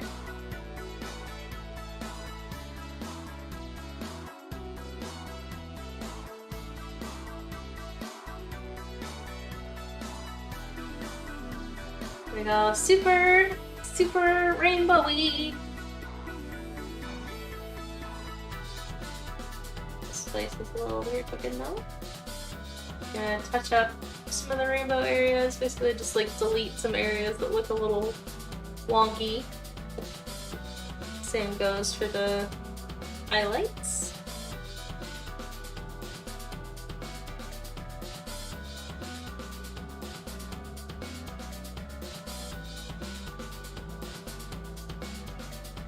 Bear says there's this new manga coming out called Magical Girl Incident, and it's about an office worker who turns into a magical girl after seeing a child get attacked by a monster. Sounds interesting. Like seeing magical girl stories told with like adult characters is pretty interesting. I heard something about Pretty Cure potentially doing something with some of their characters like all grown up soon. I don't know if that's just false news, but I've been seeing a lot of Magical Girl fan accounts mentioning it, so kind of thinking it might actually be a real thing. And I wonder how they're gonna like handle that as like a subject matter. It'd be pretty interesting.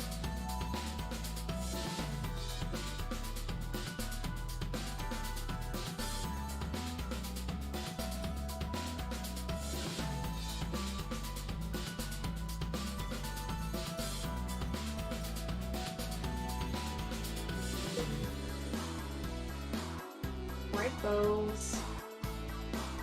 More rainbows.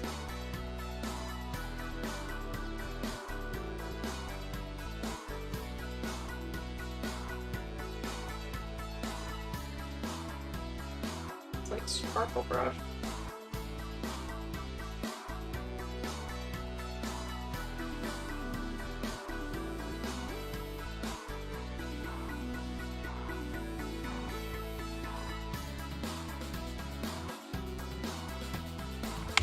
Interesting, so kind of like the parody Magical Girl Ori, but opposite, I guess, or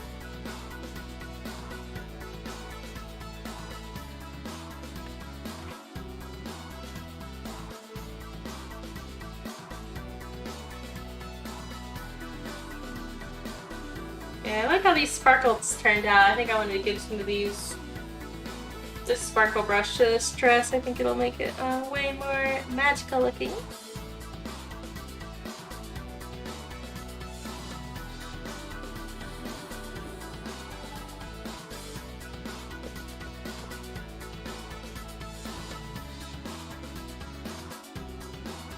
I might do some even larger ones.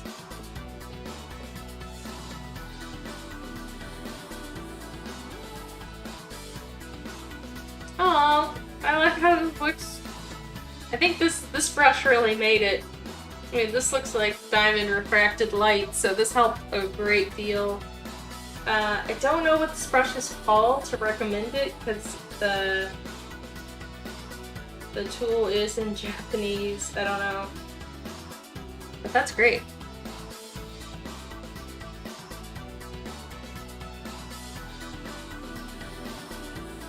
Oh, I'm gonna hit save since I don't think I've saved this whole, like, 2-hour stream.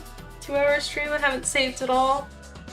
It was frightening when I realized that.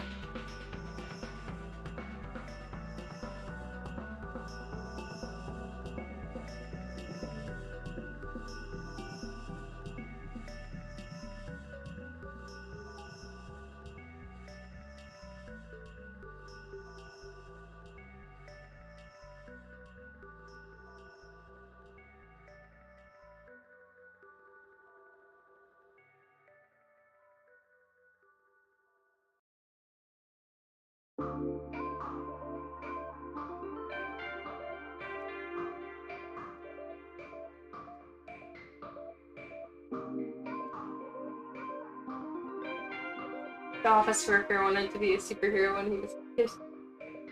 Yeah. Magical girls are definitely superheroes.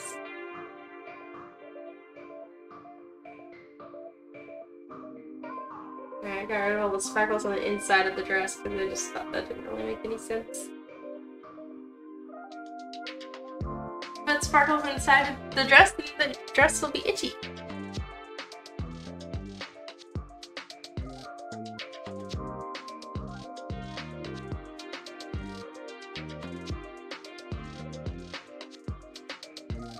Go for like this as a reference. Icicles have a lot of bubbles in them that look kind of sparkly. So sparkly and extreme shadows.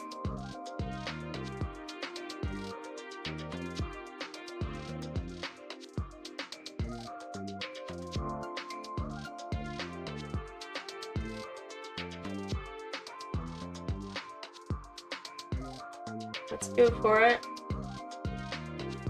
Alright, so I'm gonna do... I'm just gonna pull one of this reference over to the other screen so that I don't have to keep on flipping back and forth.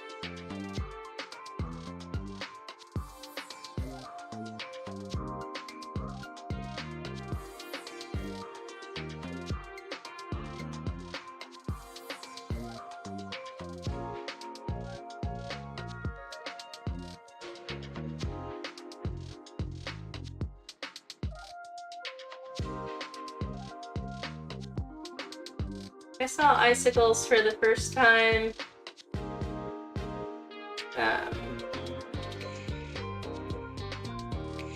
in November. So I was pretty blown away with how they felt to hold. Like, if you hold an icicle in your hand, it doesn't even feel cold. It's really weird.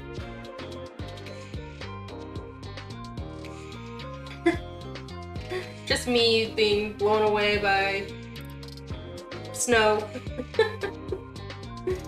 Not something I experience that often.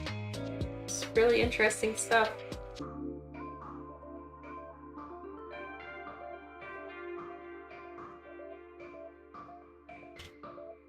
Yeah, I thought that, this is my mood board, by the way. I just felt like diamonds have like a similar appearance to how ice makes the light reflecting through it get all sparkly. So I just kind of all combined it, and then her familiar is a unicorn. Like, she has snow bells as flower, and it's just kind of like everything came in together. Okay, and then she needs, it's kind of like usually a dark blue reflection in there too. Underneath the white, maybe. Kind of reminds me of like when I drew Chrome for my Fruit Punch Goes for a Drive animation. It's kind of like that.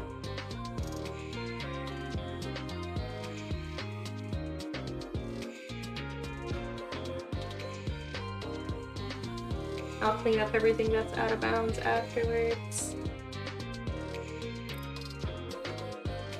No, we don't have snow in Rabufru. Which I mean that's one of the reasons it's so good for growing crops there, but it's just really stable weather year-round pretty much, so we don't really have very intense seasons. Sometimes there's like a little snow on top of really high mountains, but nobody really lives up there. Well, I've never seen it, that's for sure.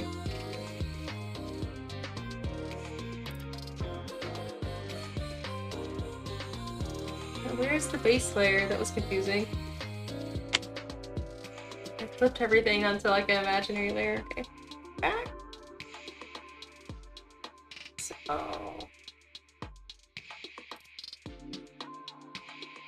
Base layer.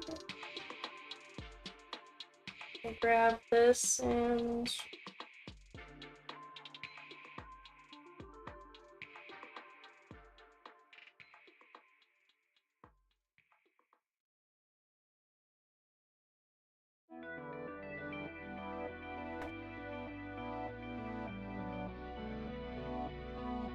Cal says, I guess ice melts some and the water acts as insulation when holding it. Remember icicles being cold on really cold winter days too?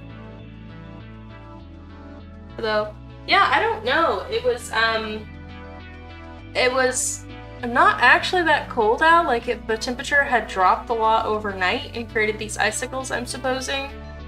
And I didn't have to wear that many layers, really. I was dressed like it was like, 50 in Florida. I don't know how cold it was where I was at the moment though. But holding the ice cube in my hand, or like the icicle, one of these things, it just didn't feel cold really. It felt like almost the same temperature as my hand. And it wasn't really melting either, so I don't know, it was weird. I accidentally drew the white on the same layer as this. Cut and paste.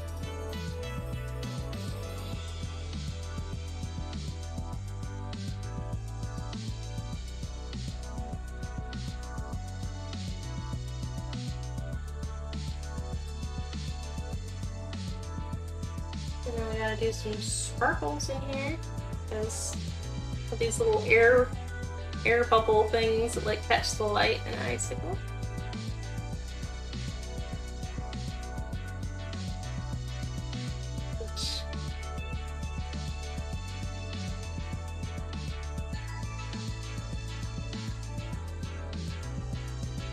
It's just, they have such like a fuzzy, interesting design with all those little bubbles. I'm trying to think of a brush that would give me a better kind of pattern. I don't know if this one might? Yeah, I think that kind of looks more like it. And then we'll do a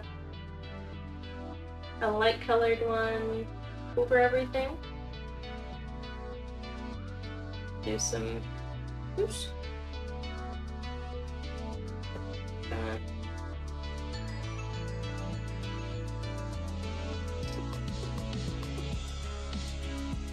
It needs to be more sparkly though. And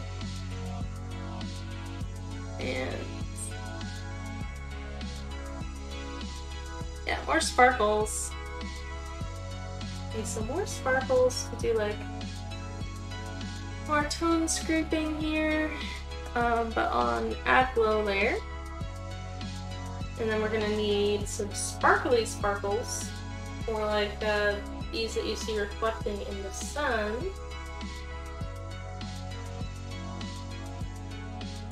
Do like a smaller particle size for this brush again.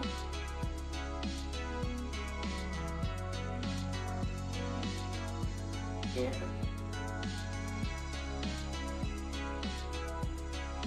Yeah, turn it blue.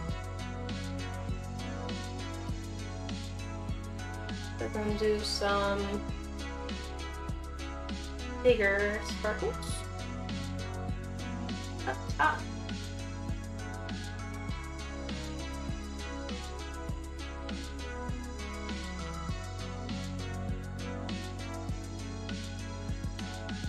Alright, so I'm just going to take this brush and kind of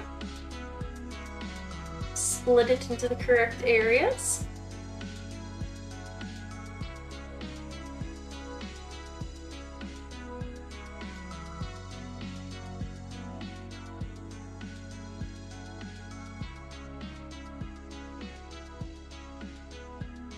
There you go.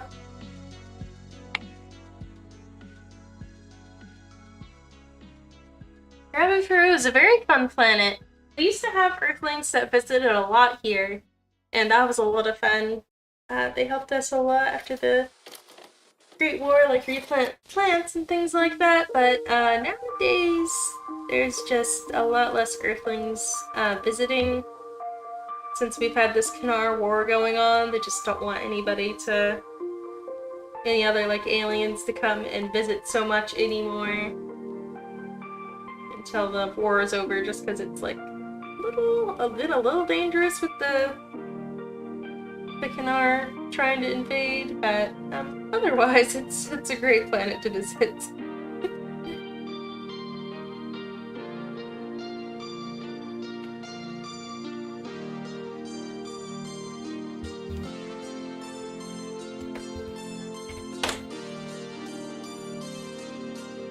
White blue.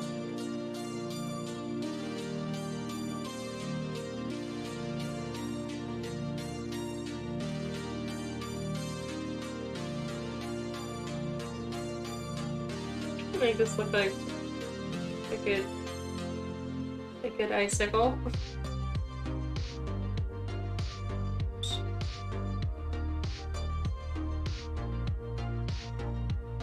Hopefully that looks like an icicle to people, I don't know.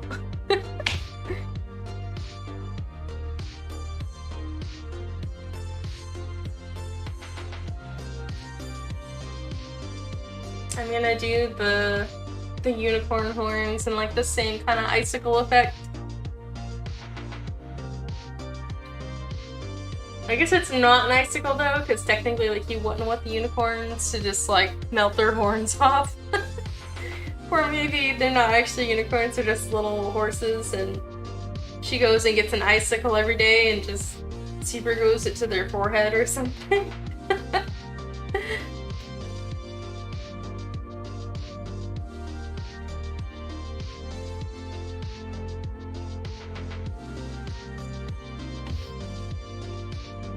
Right, now that she's pretty much all colored, I'm just putting back my wing sketch for a moment. Really think about what kind of wings I want her to have.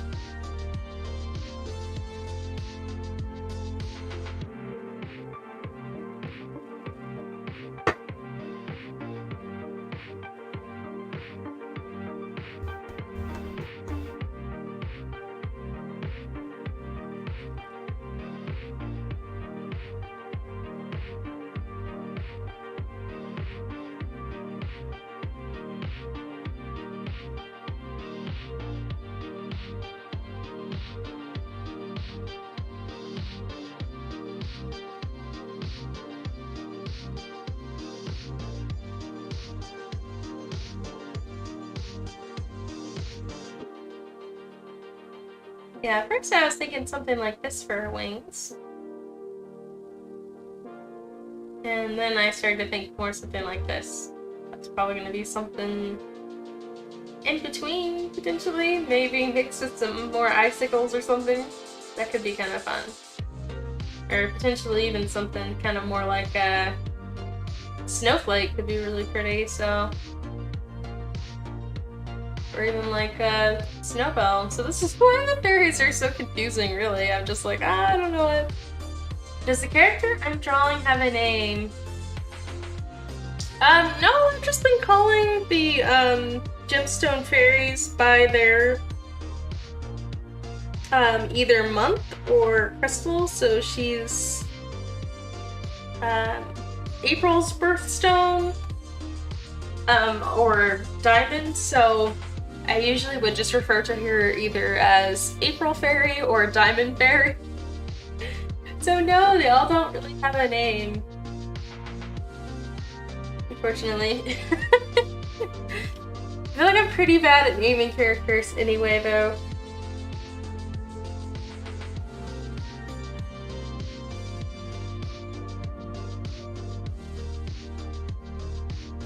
I don't know, if you could give her a name, what name would you give her? I'm just curious what kind of name she looks like.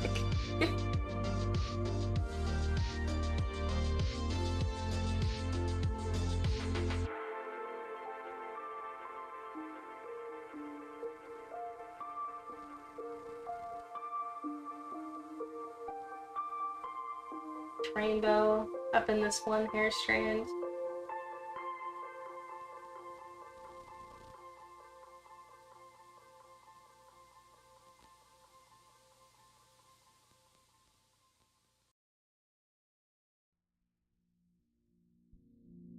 Hi, welcome back, Claire. I am okay. I am getting a little confused with where I'm going now that a lot of the coloring and shading is done, which means I have to move on to finalizing some things and figuring out the wings, and I'm still a little confused as happens. So, now, how are you doing? Just gonna go ahead and start on some more details instead of trying to figure out what I want our wings to look like.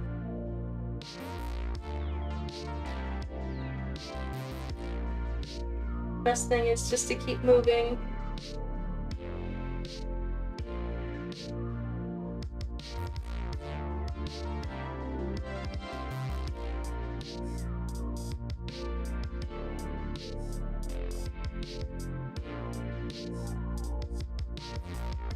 Oh, nice! Making some music. That's awesome.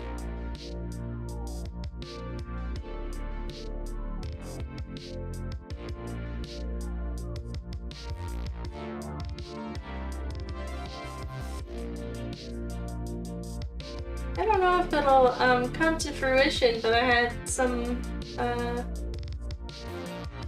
small musician contacting me yesterday night about a potential like a single or album cover. But that seems like a pretty fun job.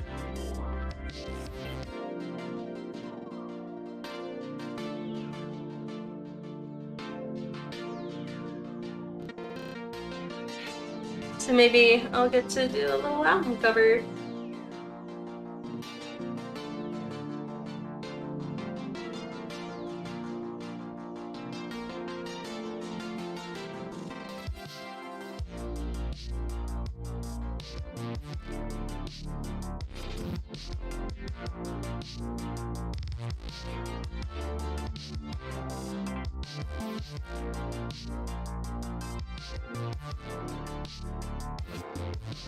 Oh wow, Core, you've only been making music for about 2 years now then. About 2 weeks prior to my first stream, or the first stream that you found me. So maybe like 1.5 years. Gotten so far with your songs. That's awesome. I'm so glad that you've kept at it, because I know there's a few times where you didn't really want to do your music anymore. I think it's great that you have something you enjoy. You've kept up with your art.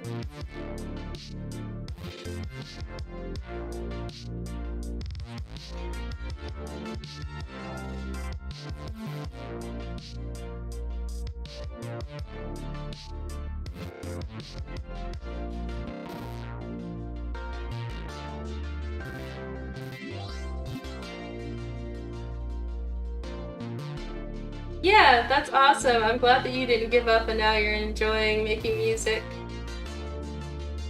Yeah, I know. As an artist, I understand, you know, that feeling of just being like, you know, like, is it worth it, kind of thing. But art is just so much fun to create, and when you put in that consistent effort, you know, you start to see it become, you know, what you always dreamt it would be, which is an awesome feeling.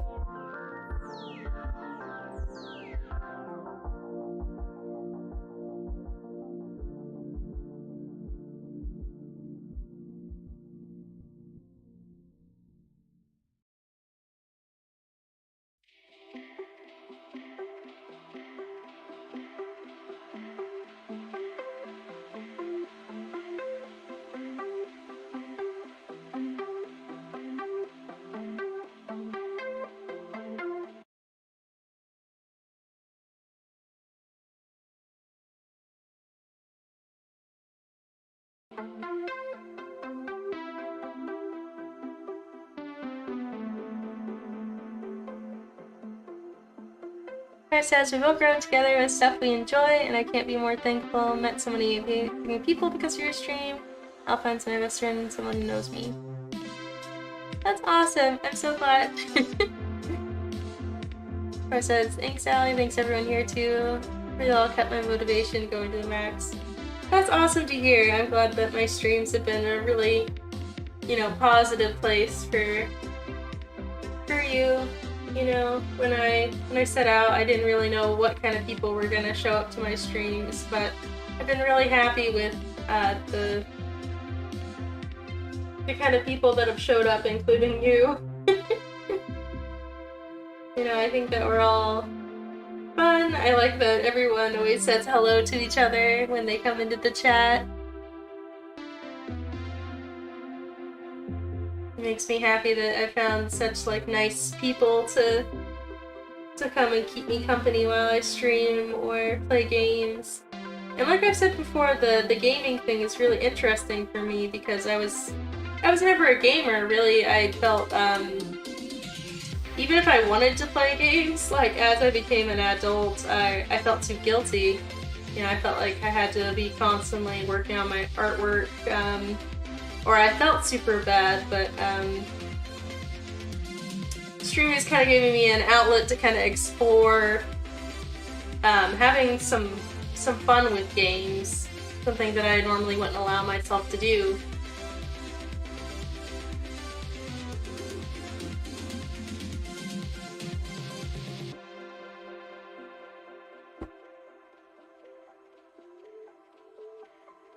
Carol says, oh, I love album art. I love looking at how I listen to music. Is there a chance you could tell us about the album art if you do that job? I think so. It's just like a small singer and rappers channel, and of course I'll ask the client if he actually decides to go through with the job about whether or not I can say if I'm the artist or not, but usually I don't have to sign NDAs that often. Especially if it's just like a one-time job, I usually don't have to sign anything. I've only signed a few NDAs in my time though, but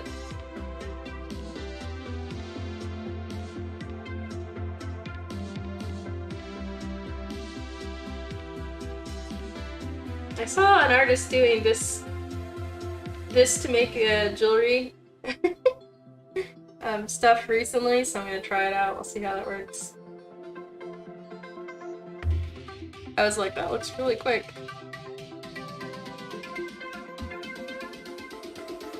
I think it's a pretty good start. I just cut out the parts that I think wouldn't have so much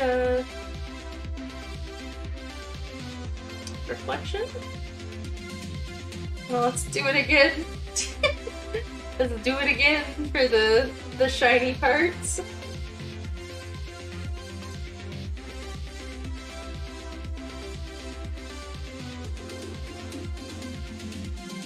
Okay, that's actually a pretty good technique. Man, I wish I could remember what artist I saw doing this.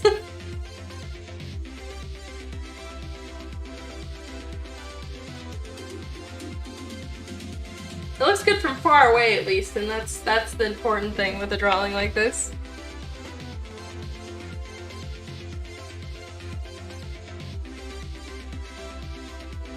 Tor says, this is definitely the most wholesome place I've been to, something I've been looking for. Most VTubers do not safe for work stuff or swear a bunch, have toxic communities. However, you've got a good community, best people, and more supportive fans. Streams feel like a second home. Almost been 2 years and coming and still look forward to every single post and stream. Oh, that's so awesome! Thank you so much, Core. I'm really glad. That's awesome that you feel that way too. Yeah, I do love my little community that has been building.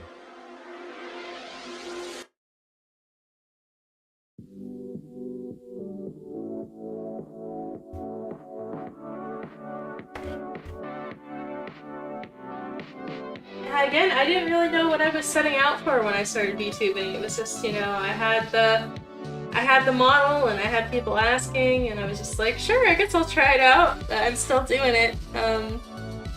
This long later and potentially going to try to do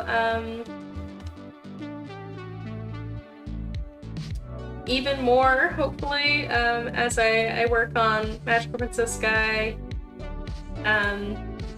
Volume 6, I really want to do more of that on stream.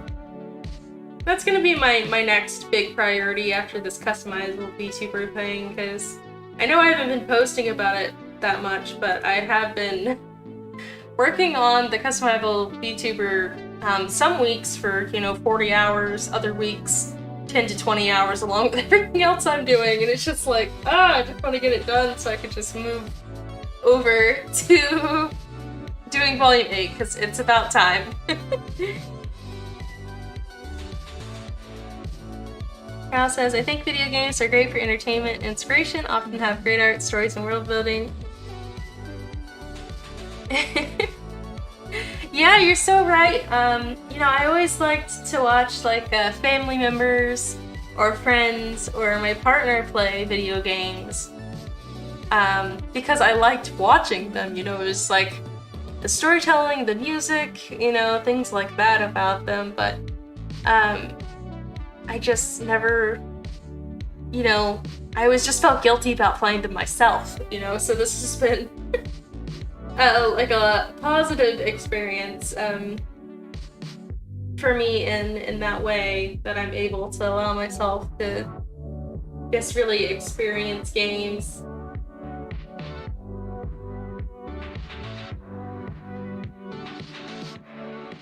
Carl says, it's so funny you had everything ready for VTubing but didn't consider it initially. I know! It is funny.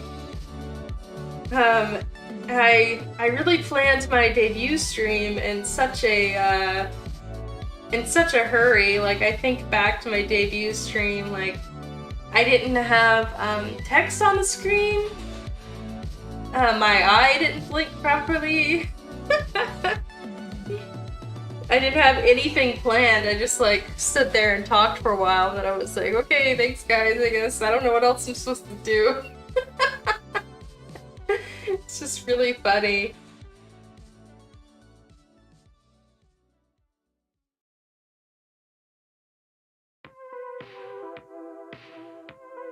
Yeah.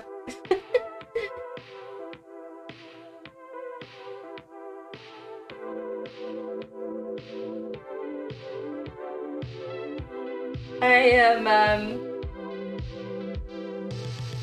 you know, I know I've been talking about this for a long time, but I'd really like to make a new model and like re-debut and do it correctly. But again, you know, I just have so many other projects that I'm just really dedicated to right now, so it makes it hard to want to commit that time, but I know I want to do it eventually. I said I would probably do it for my 2-year anniversary, but now that it's getting closer and closer, I just don't think that's gonna happen, honestly. Because I've really got to get my next volume done.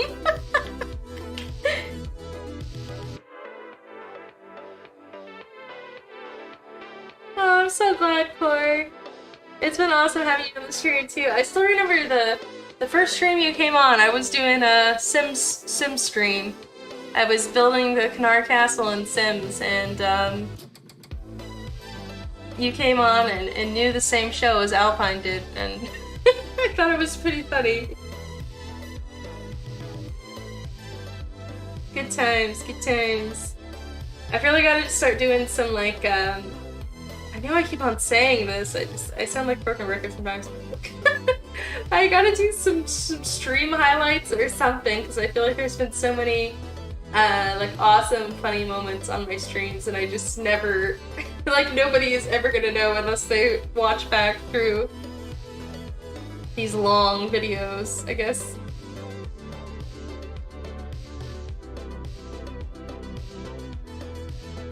I did, however, go through and download a bunch of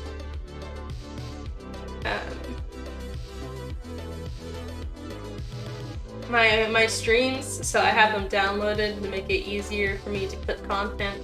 Because I know that YouTube has like a clipper thing, but I feel like to make my clips more engaging, I'd like to get a little bit more like split action instead of just like a 2-minute clip, you know, shorten it down so there's not a lot of pauses and things like that.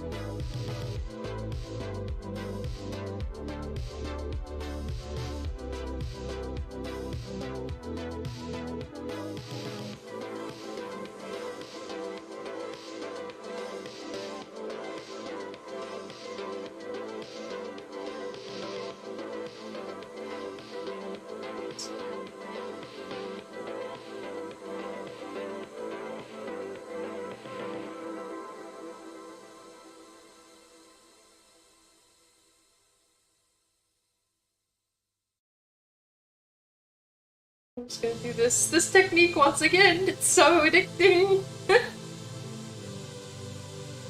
Bam. Here we go. Pretty interesting technique. Man, I wish I could remember who it was that I saw that video from.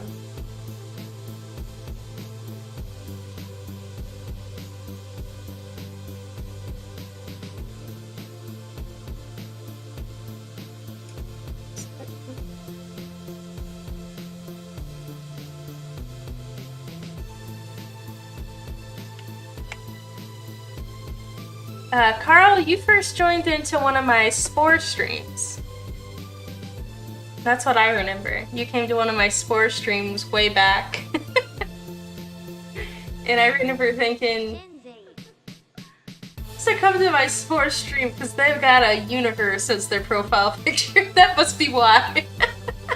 That's why I remember it, because you know, Spore's logo is a universe too, so I thought you were like a massive Spore fan. I don't know if that's true or not though.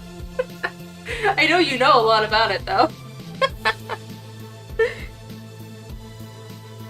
Jujuber says, have you heard of this one magical girl anime series called Kami-chama Karen? Have I heard of Kami-chama Karen? Yes, I have. I actually have done quite a bit of fan art of her. I have a few of the manga volumes, and I've seen some of the anime. It is created, or yeah, it's like partially created, or like the same character designer as Little Snow Fairy Sugar, which is also another big favorite for me, and Gigi Carrot, which I was talking about earlier. That's the same character designer. But let me show you some Kami-chama Karen fan art I've done.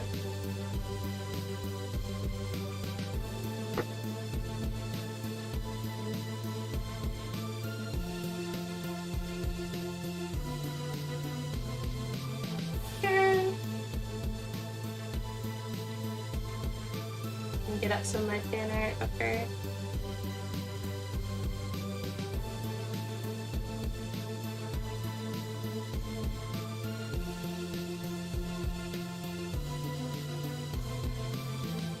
Alright, here's one I did back when I discovered the series. I want to say this was probably maybe 2015 or 16. This is one of my first drawings of her.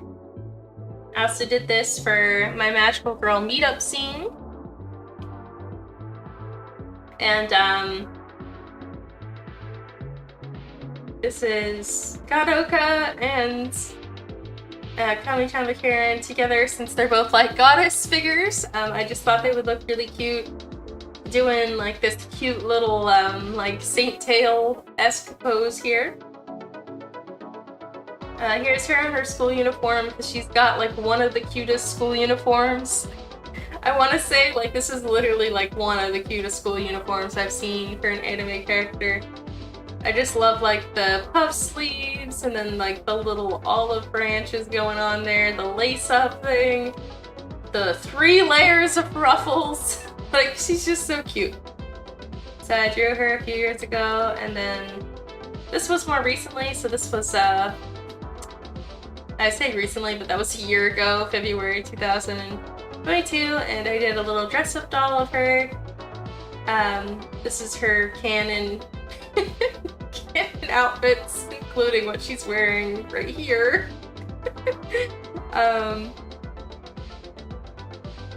Her magical girl outfit, her different hairstyles, her little school uniform, and her magical wand here, which is such a great design. Anyway, I think she's great. Yeah, it kind of does look like a maid outfit, you're right. Yeah, maybe a little bit. I still think it's super cute.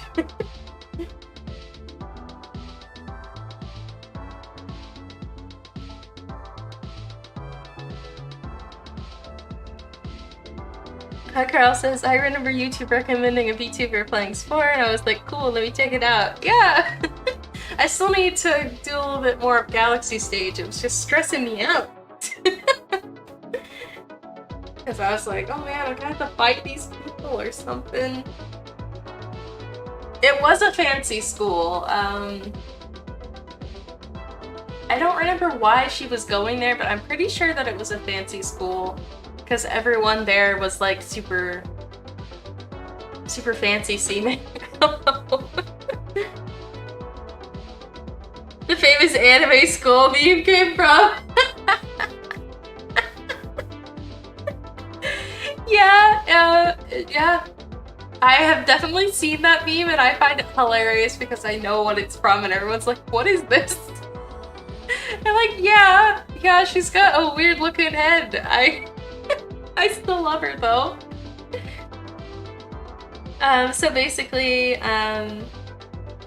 her and like 3 other guys all get powers from like Greek gods and goddesses, and there's like some weird time travel thing going on too, and honestly it doesn't make a whole lot of sense, it's just kind of cute. I don't know, I like it though. I don't really know how to explain it. It's not the best magical girl anime out there, but it's fun. I like the manga especially, just because the art is so cute. Like, the art style is just adorable.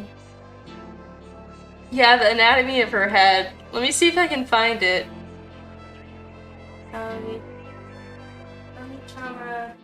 Karen Skull meme. I found it. That was quick. Yeah.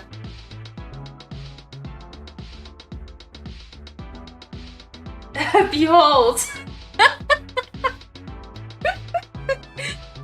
Yeah.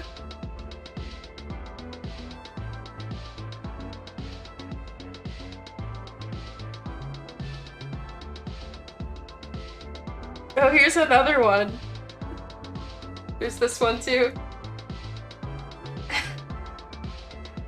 From an owl monkey, apparently.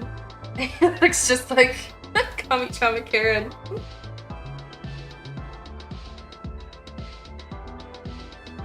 You know, she doesn't always look that wonky though. I swear.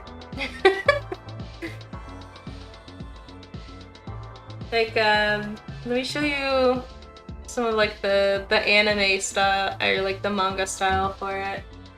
I just think she looks super cute. She doesn't look that scary all the time. I mean, the animation, like, the anime is really low budget. If you're into it, I would really just suggest the manga. Because the anime is definitely low budget.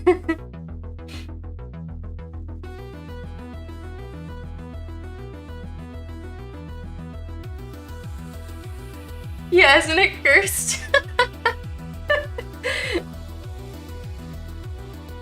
Yeah, I mean, this one is kind of like a weird proportion for the face, but I think it's cute still.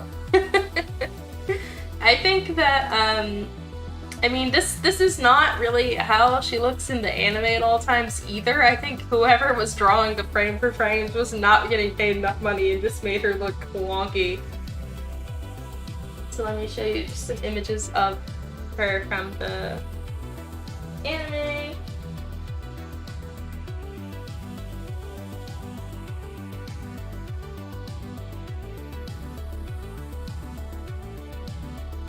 Here's a similar head angle. See, I mean, she doesn't look that terrifying at all times.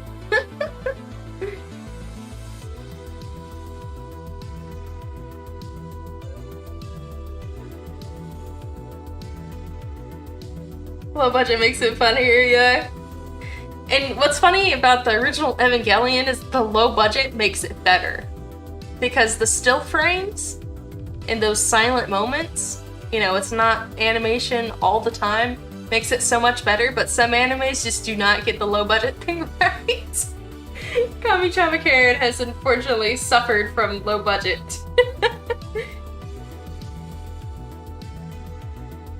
Her face in this frame where she's sad, or the other one? That one.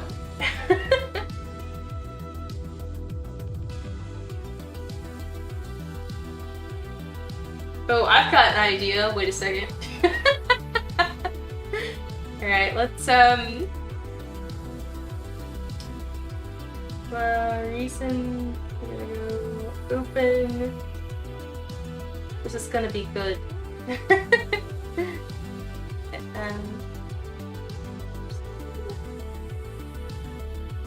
This is why my clips aren't gonna be good if I just cut it, because there's like, I'm always just trying to find something in my documents to show you guys.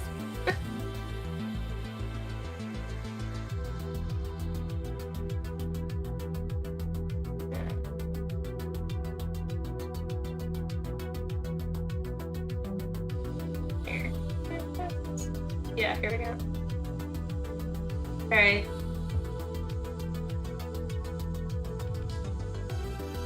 Just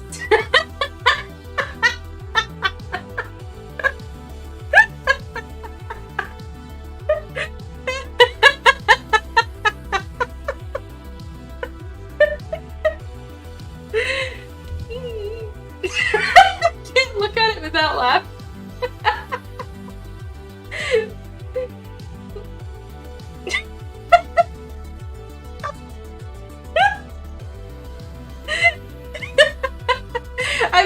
I've gotta do some of my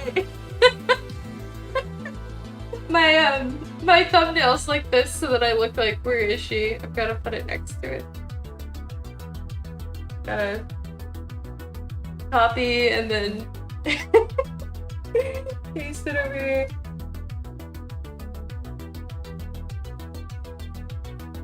Yeah. Oh, sorry, my mouth needs to be higher. Hold up, I messed up. One moment. Alright, we gotta get...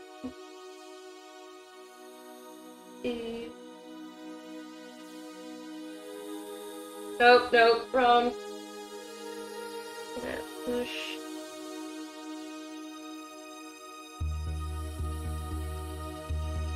Oh, that just pushes it to the side. That's weird. Okay. So I'm gonna need to flip the frame. I'm doing like cosmetic surgery to make me look like Kami-chama Karen now. Transform, canvas size, flip.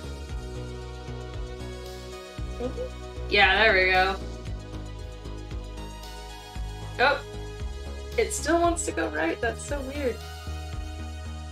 Alright, I'm gonna have to take matters into my own hands then. Just gonna select my whole face here. And just like this. Alright, gotta graft my skin back in here.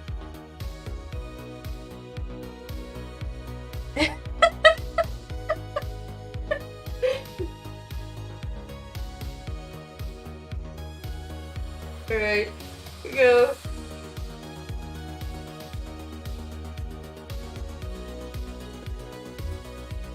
Good. Blend my skin in there. Yes.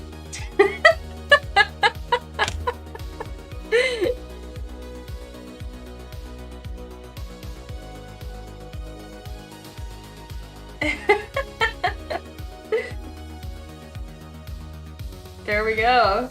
It's perfect. Now I look correct. Now I look good. Hello, welcome, Nadius. You played an Adobe Flash game or a weird school 3D PC game that's weird and nostalgic. I don't know if yeah, I guess I did play some like school 3D like PC games before. You're right, it is kind of nostalgic. Thank you, Gigi Bear. I know, it's beautiful. Thank you, Carl. It is perfect. Now I look correct. I have been misled about what my proportions should be. This is the optimal being right here. She's perfect in every way, and everyone should look like her. I love it.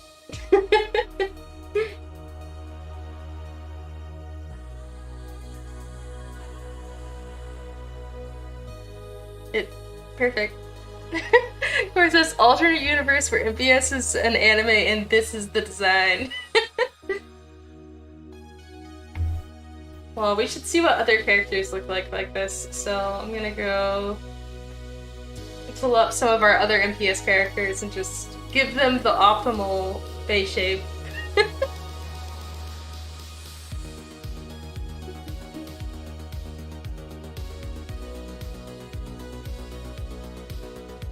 Let's do Chi? Okay, let me go get him.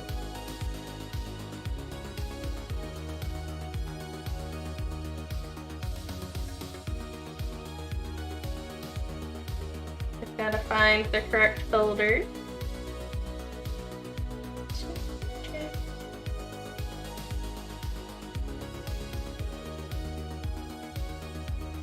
Alright, to grab a few of these characters to drop in here.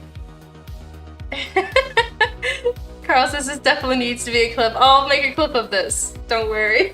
Everyone will have to witness the horror of Kami-chama carrying proportioned sky.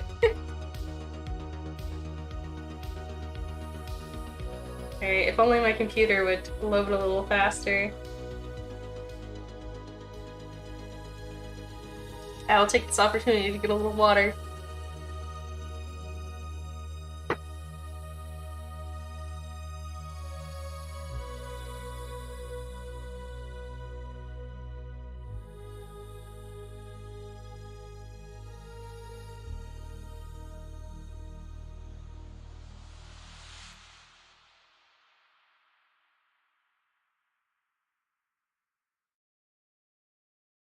Goodness, it's taking a while. Alright, here we go. Sketches. They're all in the sketch folder.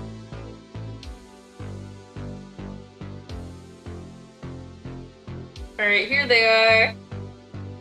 Alright, I'm gonna grab Chi. I'm gonna grab Storm, because everyone hates him anyway.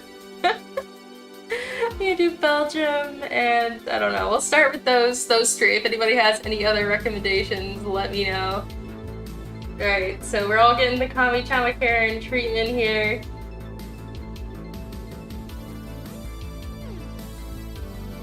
Alright, so first, I think I think it's gonna be easier if I just move up everyone's mouth before I go and do the whole procedure here.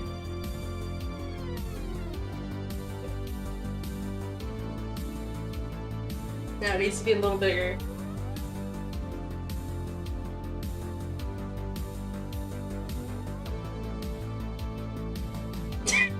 Okay, that was a little too much.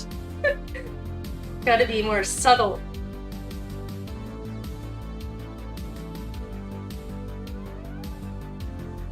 And bring up his chin a little bit.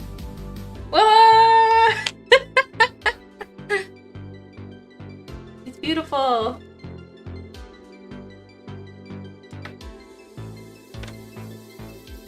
Oh, do people like Kami-chan Karen because of that meme? That's hilarious. That's so funny. Nobody would have remembered Kami-chan Karen if it hadn't been for that weird frame. That's so funny.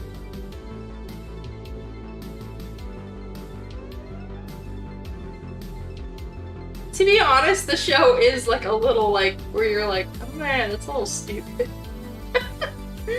But it's fun. So I can see that meme being a spokesperson for it. Behold! She's beautiful!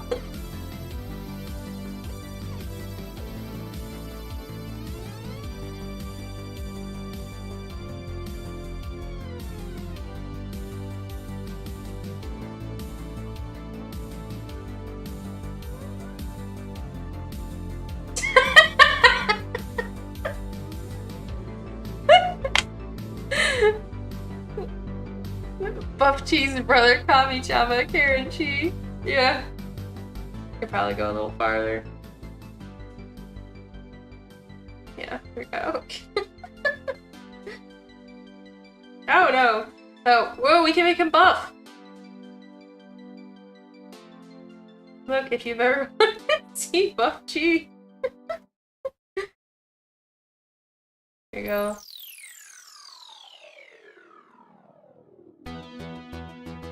And like he went to the gym now.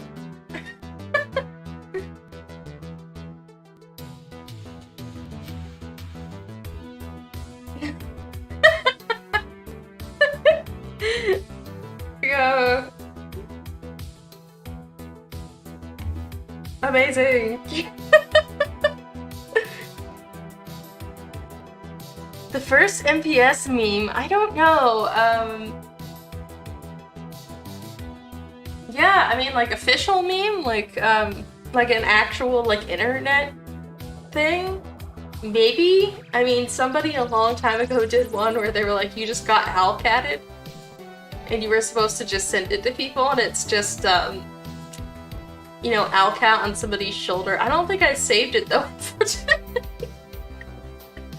But that one was a meme, I guess, technically.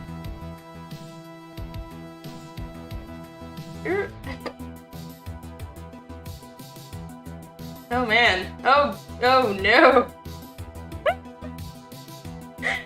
I'm so surprised at what this tool can do. How terrifying. That's disturbing. What else can this tool do?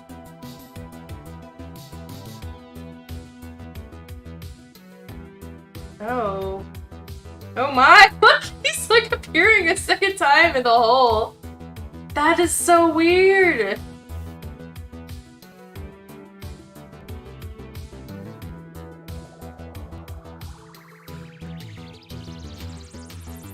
Like her face is getting farther and farther off. Oh, that's so weird. Looks like some freaky modern art piece. See, if it gets bigger. She's going. Oh, this is so weird.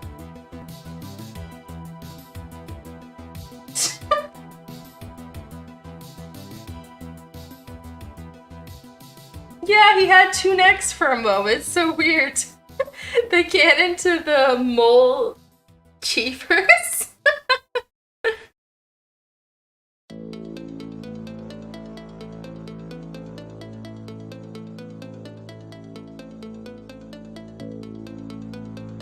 Here he goes. He looks like a llama or something.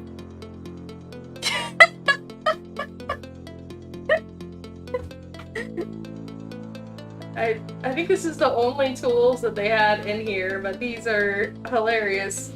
Or like, they have this one, I guess, just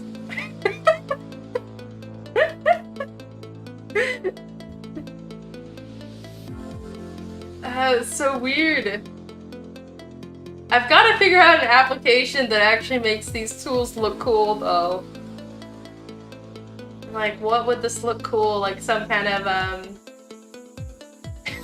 drawing that's supposed to look like, dreamlike or something? These would be awesome, but in general, they're just so scary.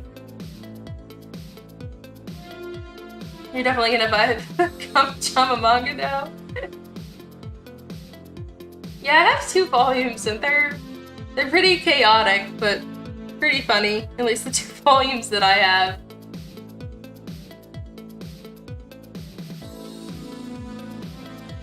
There she goes. I do the smile. Oh no!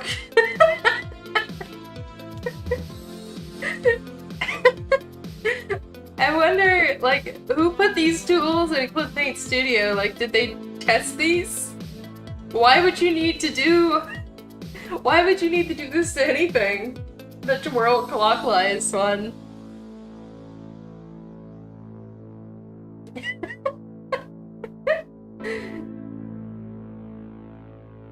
Like, what is this?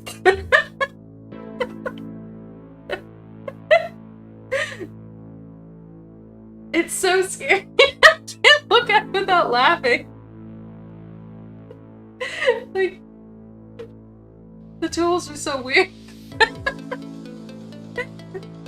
wonder what kind of crazy stuff they've got in the new Clip Paint Studio update. Of course, I won't be getting that one though, because now Clip Paint Studio is going to a subscription service, and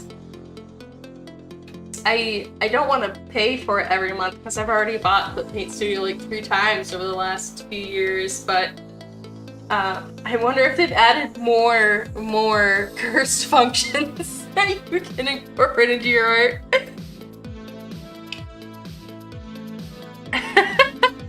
I'll definitely clip it so that other people can join us in the horror.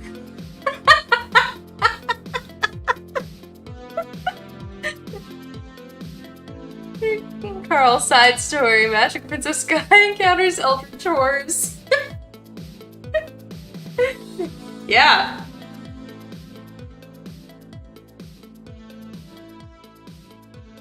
Oh, weird! I don't have to stay in one place to use it either. I could just,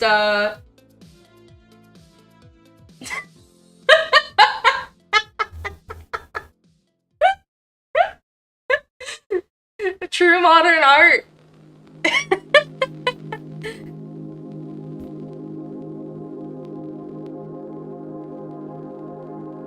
What else can we do to her?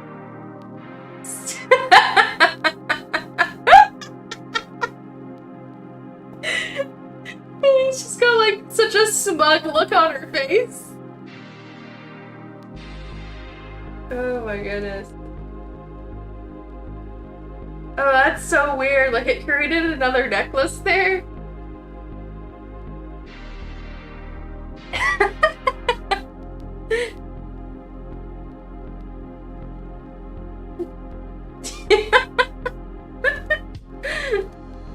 Yeah, I've got to start posting just absolutely cursed thumbnails for my videos.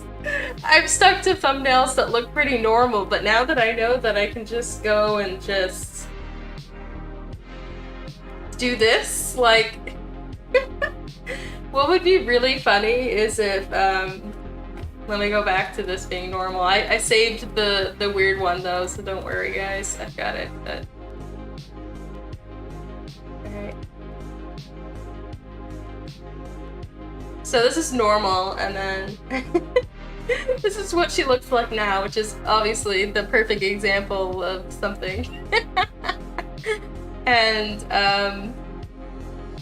like, let's just say, like, next time I post, I'm having a stream, right? And I just, my thumbnail just looks like this. And then the next one just looks like that. And then like that. And then you think, like, how long do you think it would take people to notice that there was something wrong?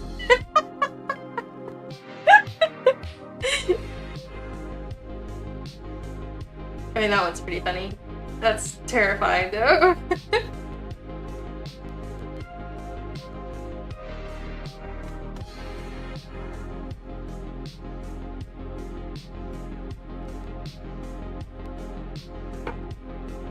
Amazing.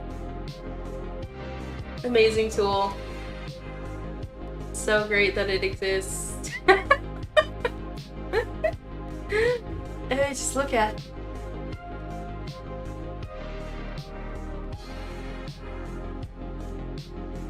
That's so weird. Like, you can't even tell what it is after a while.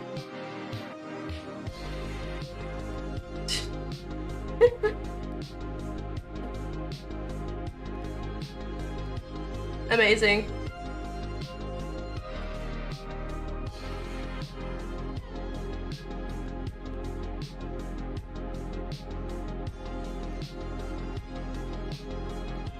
I could just swirl her nose down into existence. Oh, gross! Like, a second face appears! Just do it on his eye and see what happens.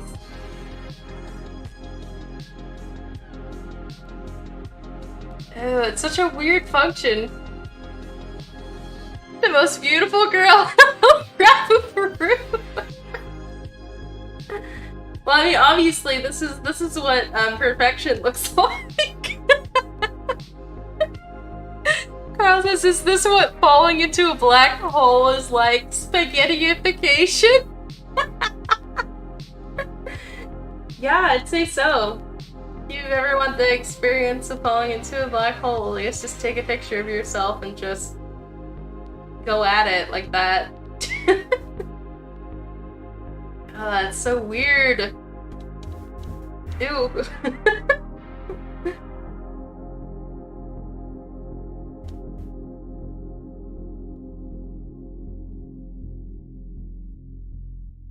Beautiful. Beautiful stuff.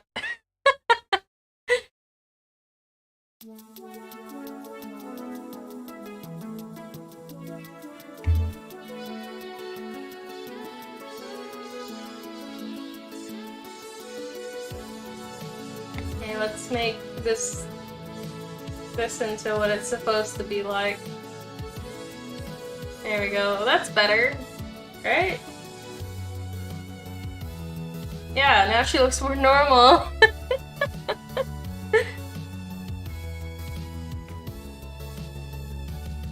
Yeah. Here's my shoes. Yeah, this is not correct. I'm gonna have to fix this one too.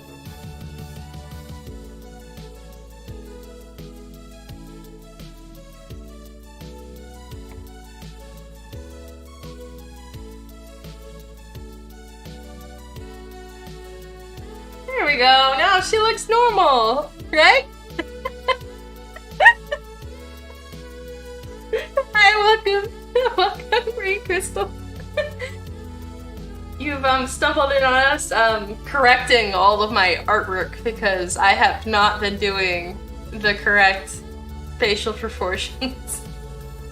Because the correct facial proportions are whatever this is. So I'm fixing all my past Kami-Chamakarian drawings. gotta look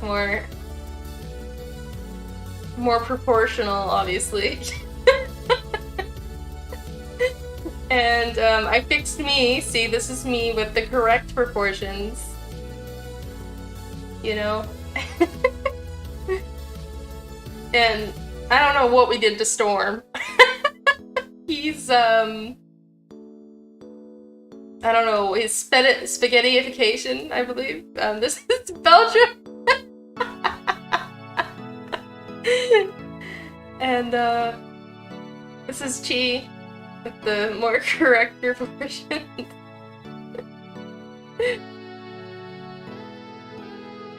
Yeah, all my hair looks way better now.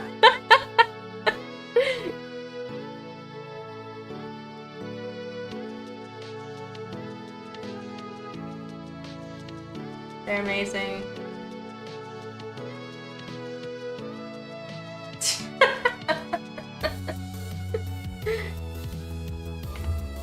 Oh, that looks weird with just the black line art. Like, you can't even tell what it is anymore. Looks like,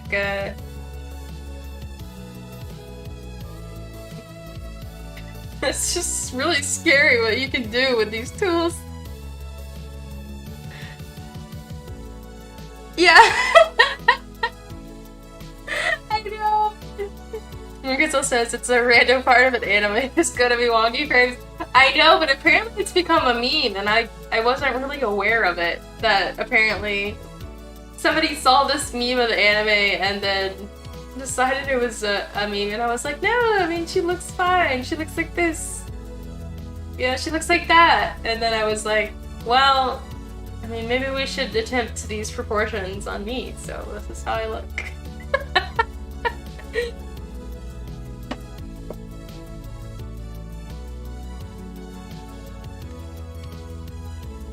Got very sidetracked. I'm not about to get sidetracked, so let's, oops. I'm gonna do copy screen.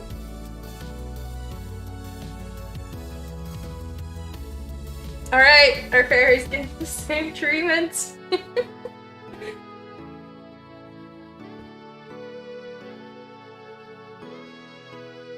Alright, smaller jaw, and then eyes just incredibly far apart.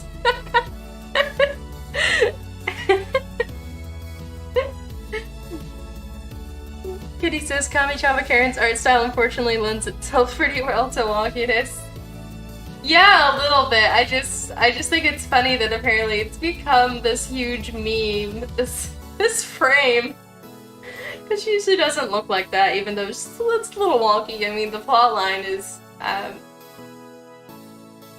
more lighthearted and comical than not, so I think it's pretty funny, but I'm enjoying the knowledge that apparently it's a meme.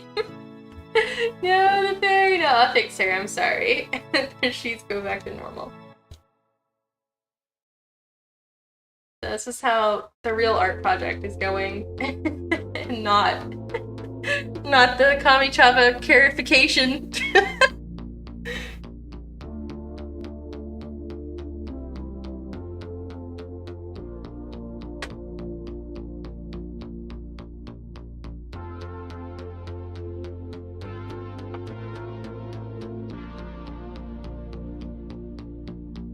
Yep. But I'm finding that tool fun, though. I'm trying to think what uses can I get out of this tool without it being absolutely horrifying. I have been using just the first one, it's called Push, on like glitter and stuff to make it more formed to the dress, but I never dreamt of the uses.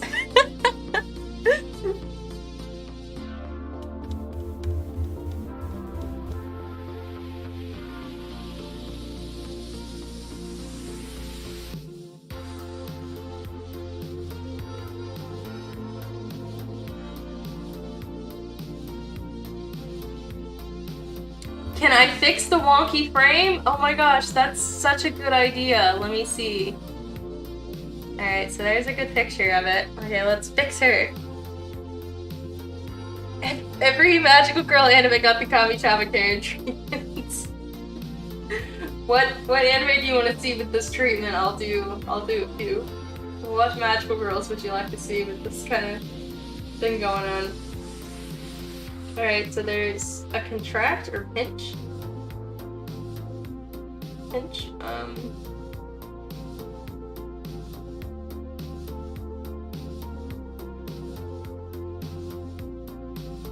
Okay.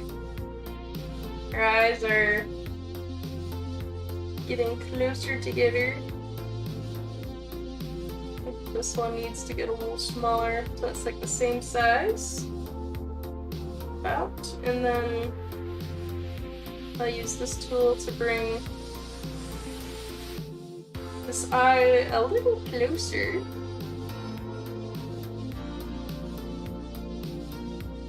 This is interesting, trying to like make it look nice doing the opposite. Her eyebrow kind of got left behind. Okay, there we go.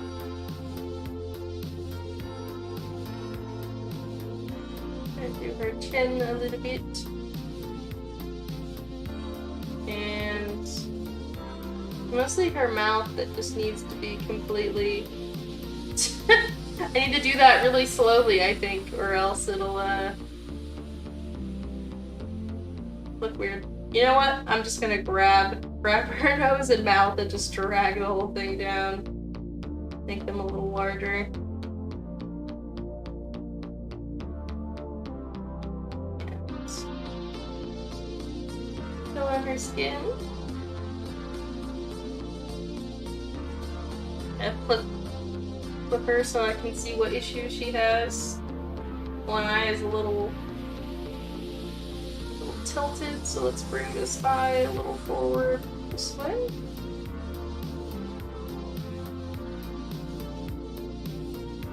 Make sure they're kind of like the same perspective.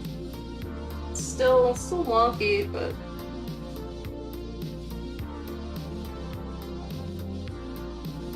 maybe that made it worse. I'm gonna go back. What have I done? Move this eyeball a little bit. No. No, messing with her eyeball makes it look weirder. I don't know.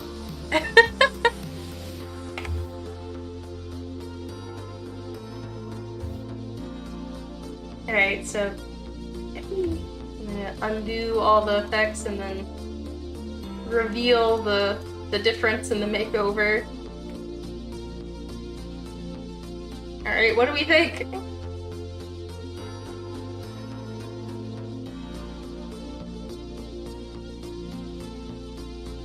Hopefully she looks better.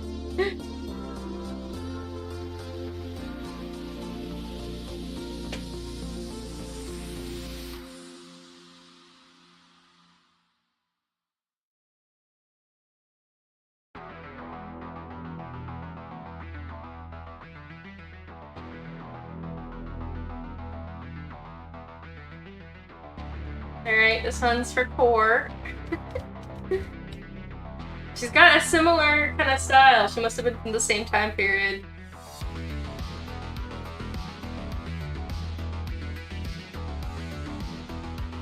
Okay, but the mouth has to be moved up. Mouth has to be moved up first to make this accurate. Alright. You gotta move up the mouth between the eyes to make this correct.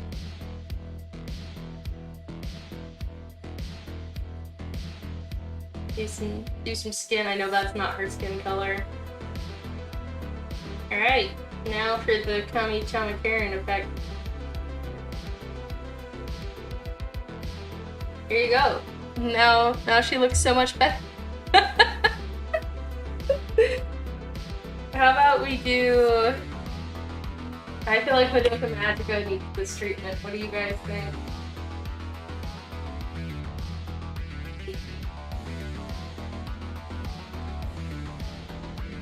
They find a good photo of her. Most of these are figurines for some reason. on the Google images. Here we've got a good one of Hamura and Madoka, so they can both get this operation done.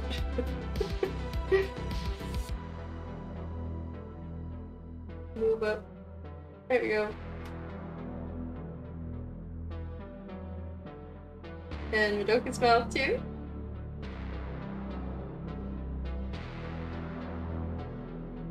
I feel like Hamura just looks like she's seen somebody and she's judging them a little bit.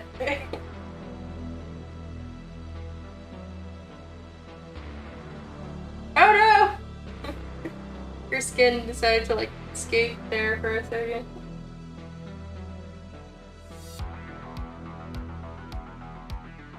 And then here we go.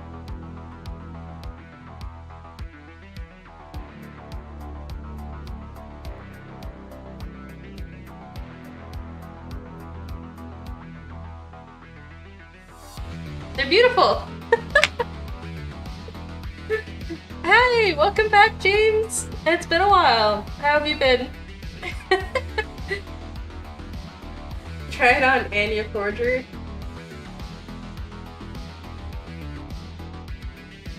It's gonna look perfect on her.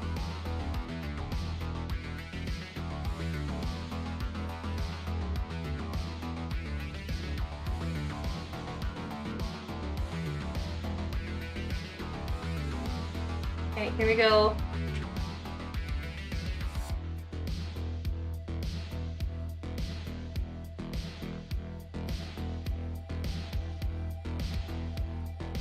Alright, you've got to get the nose and mouth ratio.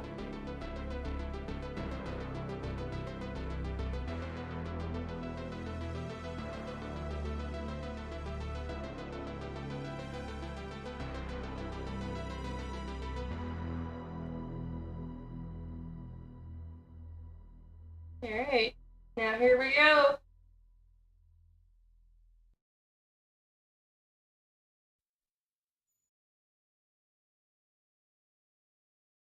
Oh, wrong tool. Okay, here we go.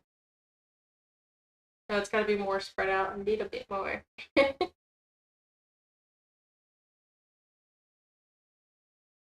we go.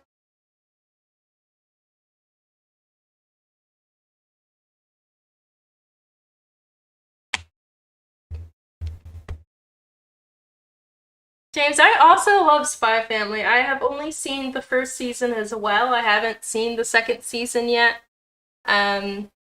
But the first season was a lot of fun. I like how, you know, there's not many anime that are like wholesome about adults, I feel like, and it was just really nice to see these like fun like family dynamics in anime, and obviously the soundtrack and action was great. You're welcome. I know, it's so perfect for her. She looks like a little fish.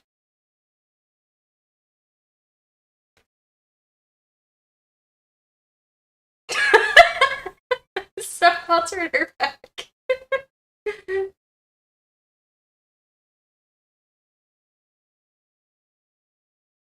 Midori from Lulico? Sure.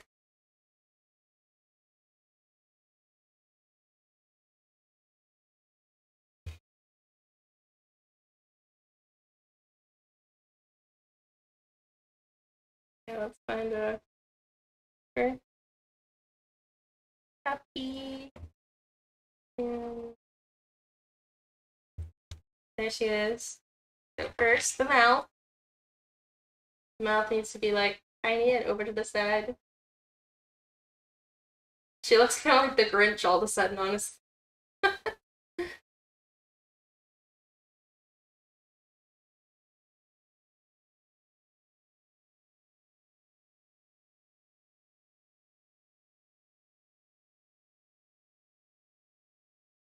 Oh no! The spec doesn't work as good on pixely things, that's for sure. Her other eye needs to be moved over. Get the effect. shrunk that eye a little bit. There we go!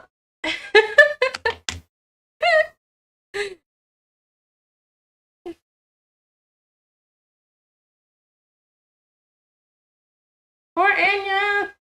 No!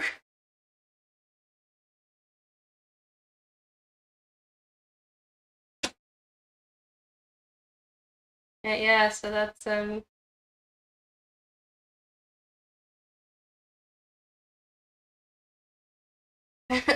is Midori from Ludovico. Yeah, Ludovico was a lot of fun. I like that anime a lot.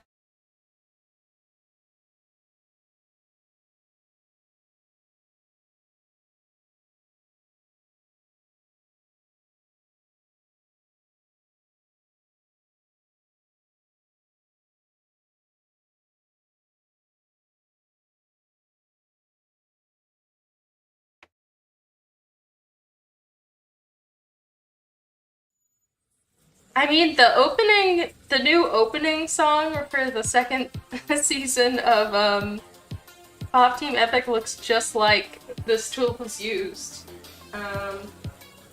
Like opening song still, maybe? I don't know, I'm gonna look it up on images and see if I can show you what I mean.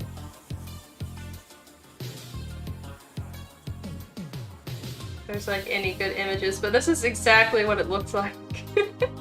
When they're like spaghetti-ified. I think you guys are just gonna have to look it up because I don't see...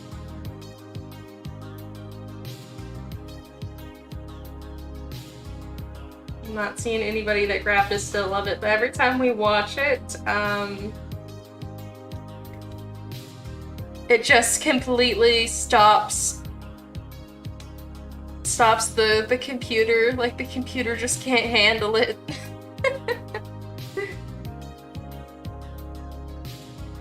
Pop Team Epic is funny. So like it looks kind of like, they started off where they like start to do stuff like this to them, right? And it gets weirder and weirder, kind of like how this is doing. And then they just start to do the woo, they just start to do this thing, like on different parts of them, so it's like, you get this kind of effect on the characters and it gets weirder and weirder. Like that. That's kind of what they look like. Yeah, I hope they get a third season too.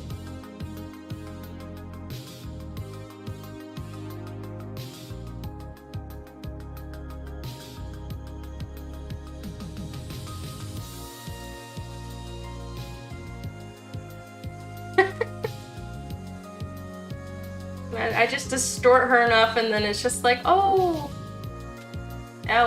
What pretty colors! It looks so melty. Okay, nobody can tell what it is anymore.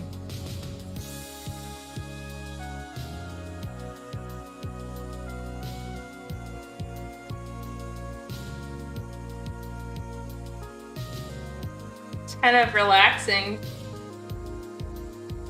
to just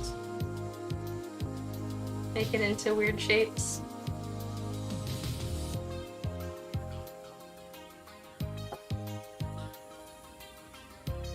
It's interesting with the pixels too. It looks like some weird pixel art of something that's melty. What did I do? It's got spaghetti-ified!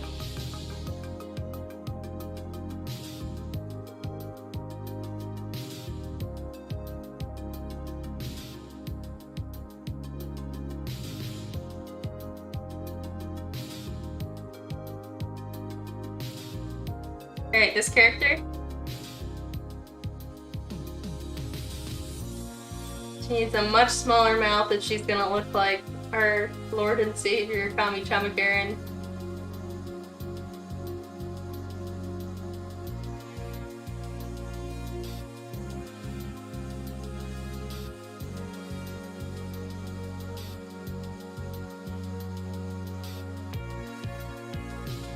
Alright, here we go.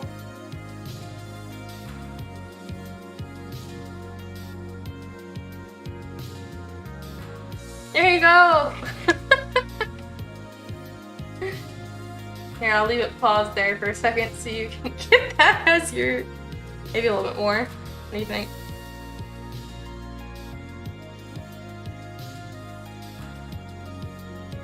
Honestly, I feel like her mouth is still too big for the Kami-chama Karen ideal. Oh no! Started to get 4 eyes. There. Perfect.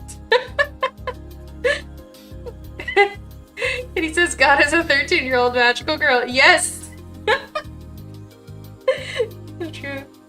Carl says she actually looks adorable like this. Oh, does she? That's good. Yeah, she looks more like a Sanrio proportions or something like that. Like we could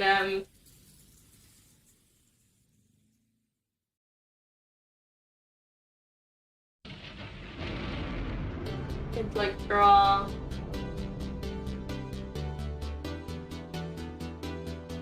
to see like what she looks like. She's got like this little, she kind of looks like My Melody, like this. Got the little ears.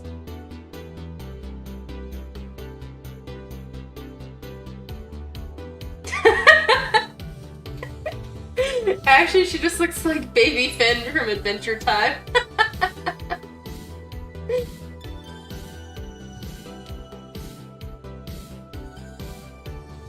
And very concerned at that. Her little eyebrows are right here. Oh, welcome back, Core! Amazing profile picture! Thanks for stopping in, James. It was nice to see you.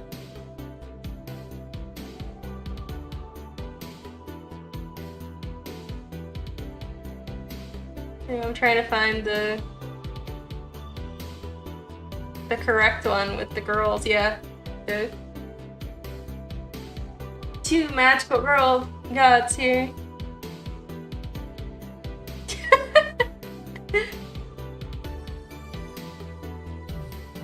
Yeah, this is actually pretty cute.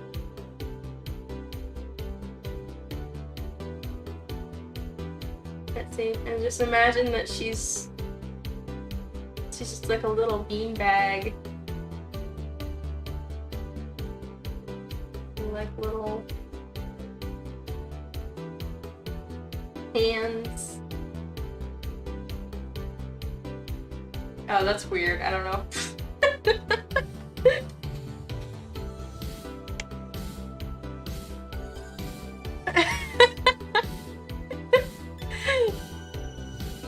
I know you don't keep a profile picture for long though, Core, so don't feel the need to keep it for any reason, that's for sure. But it was definitely fun to do.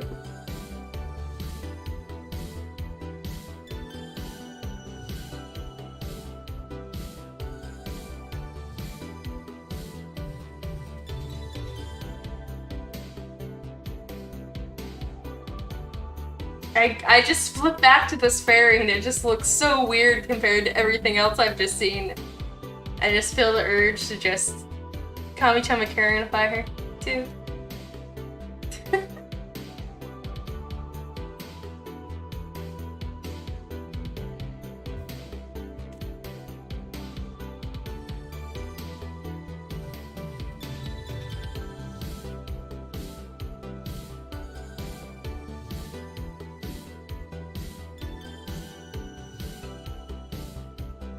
It's definitely been interesting.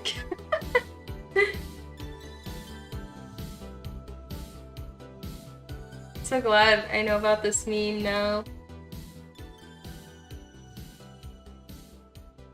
I'm seeing on Google that people apparently do like redraws of the scene to try to make her look normal. That's so funny.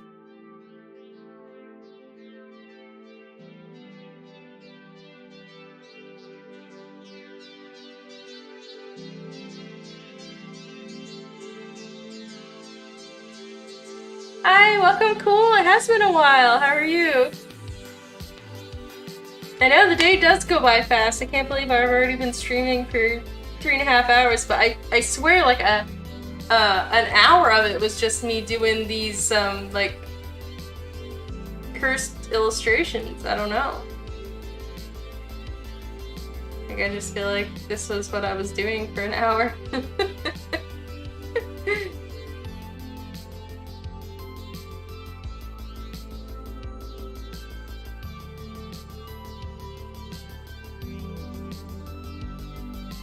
Beautiful.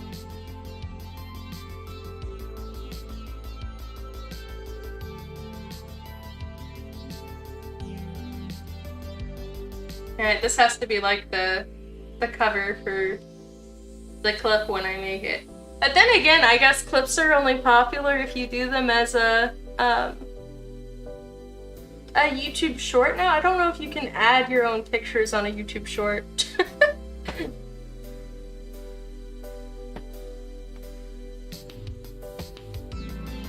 I'm glad you're doing alright. Cool. It's nice to see you. Trying to get into the comic making hustle. Very nice.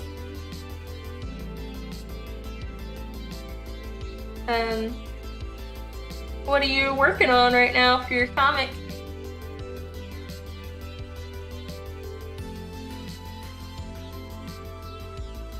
The memes of yours are extra crispy. Thanks, I made like way too many of them over the last hour, I guess. Like we were, and then this is her normal, like I made her look normal. So I did the reverse, because this is how she looks in the original meme, and then I was like, let me see if I can actually do the opposite. It's been fun to just do some weird stuff to these characters.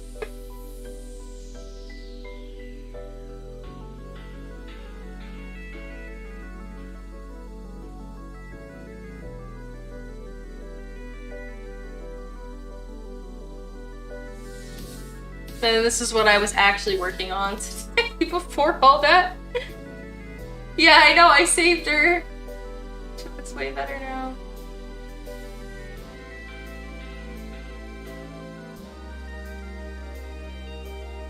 But she's not the Kami-chan Karen, I know. I mean, she's...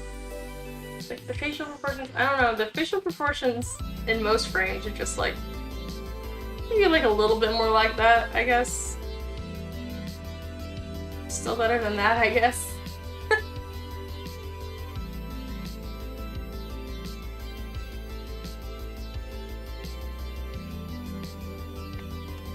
I just love this drawing of the skull that whoever did.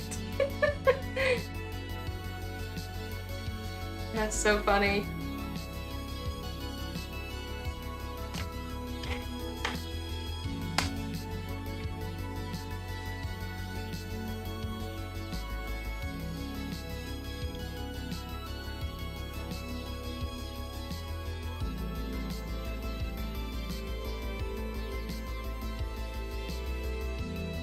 It feels so weird to switch back to this. I know I keep on saying that, but like after doing all that and like looking at all those, I was like, this looks so wrong. Like I don't even know what to do next. I feel so disoriented. My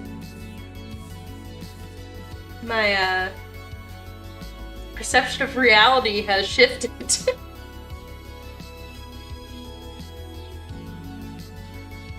Michael says it was the style of the time me and Vtuber weaved defending the mohair.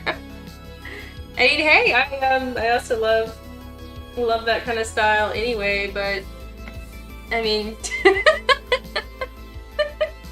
I should have left these on there while I was doing the meme stuff. I had these little dancing things earlier today, but they just fit so well.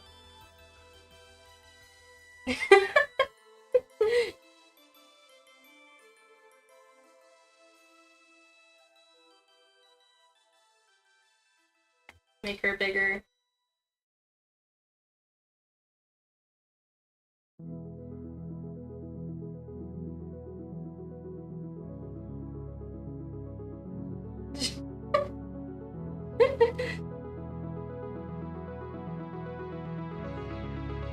Yeah, I mean, the Lucky Star eyes are already kind of like that. I think their chins just have a better proportion, so they don't look as weird.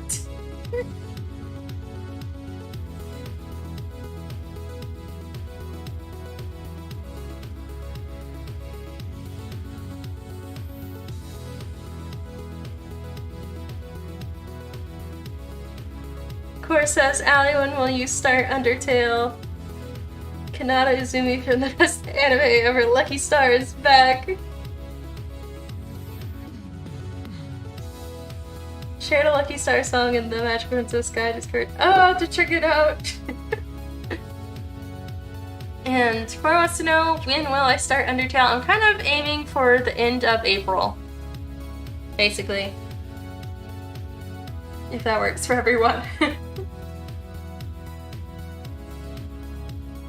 Yeah, I am. Well, let's see how my poll is doing, because I have some poll that's going for what game I will play. Like at the beginning of April.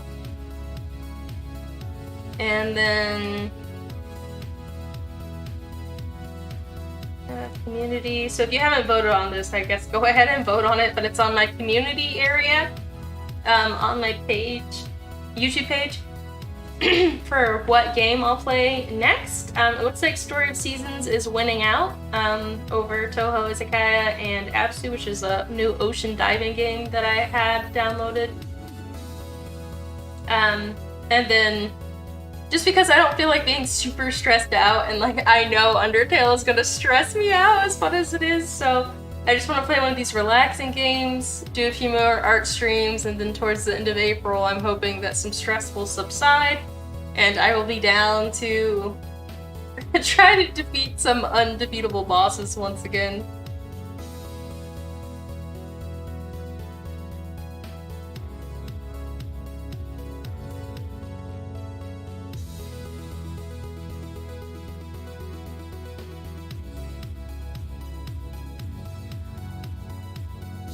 There is, but it's not like really official. I'm not really doing anything on it currently. I'm also like not that active on there at all, but I guess I should probably get more involved in it. I don't know. You know me, I'm a little weird with social media. I tend to like not do a whole lot with social media.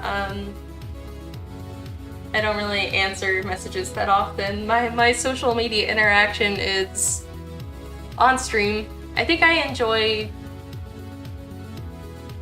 I don't know, just talking out loud when I feel like it.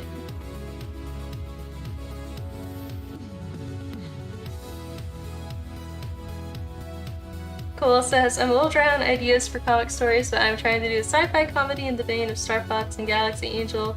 Dysfunctional team of starship pirates. Or pilots, sorry, not pirates. Pilots. Oh, that sounds like fun. I like that idea. I'm all for any sci-fi stuff.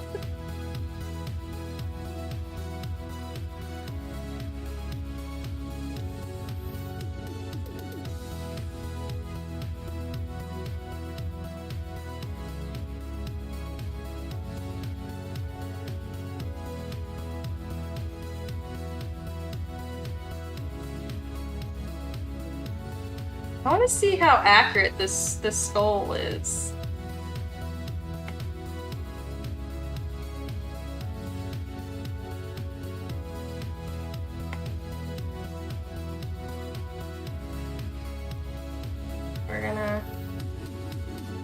We're gonna see.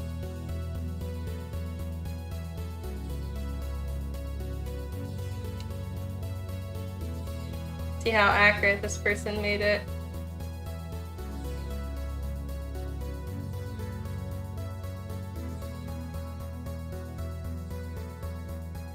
Yeah, it looks pretty accurate. Yeah, I think it's cool that there's a place for people to connect though for my streams, because I know everyone seems to all know each other now, which is really nice, and become good friends. Yeah, I'm just weird with social media. Like, I don't know my friends. Just like, it's the same thing as, you know, I haven't made clips for my streams, even though I should definitely do that. I've been streaming for almost 2 years. I need to make some clips. Some like funny clips. So I'm definitely gonna make a clip of this. I think this is Kami-chama Carification is definitely clip worthy. So I'll try to get that made as soon as possible so that I don't forget about it or other things don't take priority. Yeah, uncanny. Let's make it light.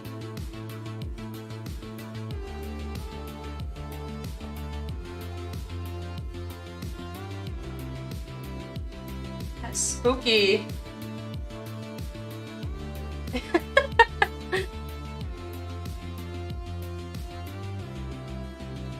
You can if you want to, Core. It seems like other people might want to get involved in Magic Princess Sky server. That's okay.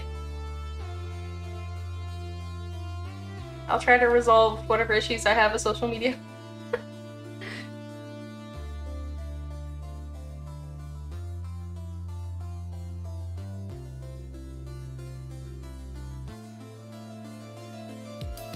I need some little gifs of me dancing like these. Just kind of like put in the corners and look real chaotic. Those are a lot of fun.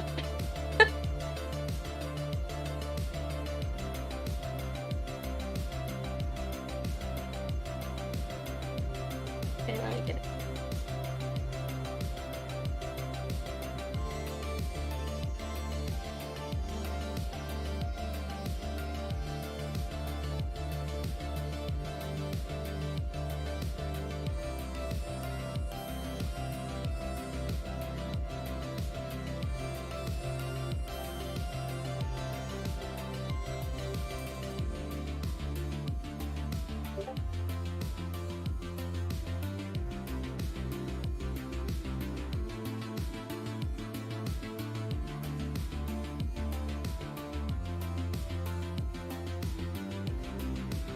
Okay, I have not checked this for a few days, but this is it.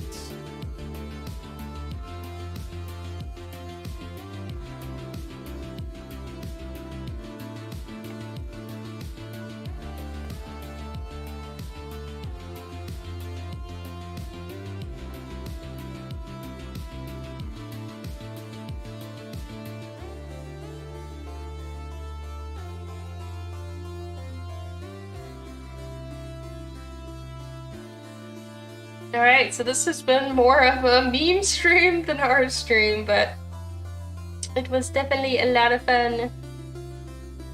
I no longer feel like doing art after spaghettifying mini anime characters. But I do feel like making a clip before I run out of steam to do so. So I'm gonna go get some food, I'm gonna make a clip. Hopefully it'll be released soon, I hope. I've also downloaded some of my other streams that I can make clips of, like some of like the bread memes, and there was something kind of funny on one of my last doodle streams where I was talking about like removing somebody's skin, something like that I was drawing, which I might try to make a clip out of, who knows. Some of my Deltarune streams could be funny too. So if there's anything from the past that you think needs to be clipped, just leave a comment under this video or in the chat as we go to our ending theme.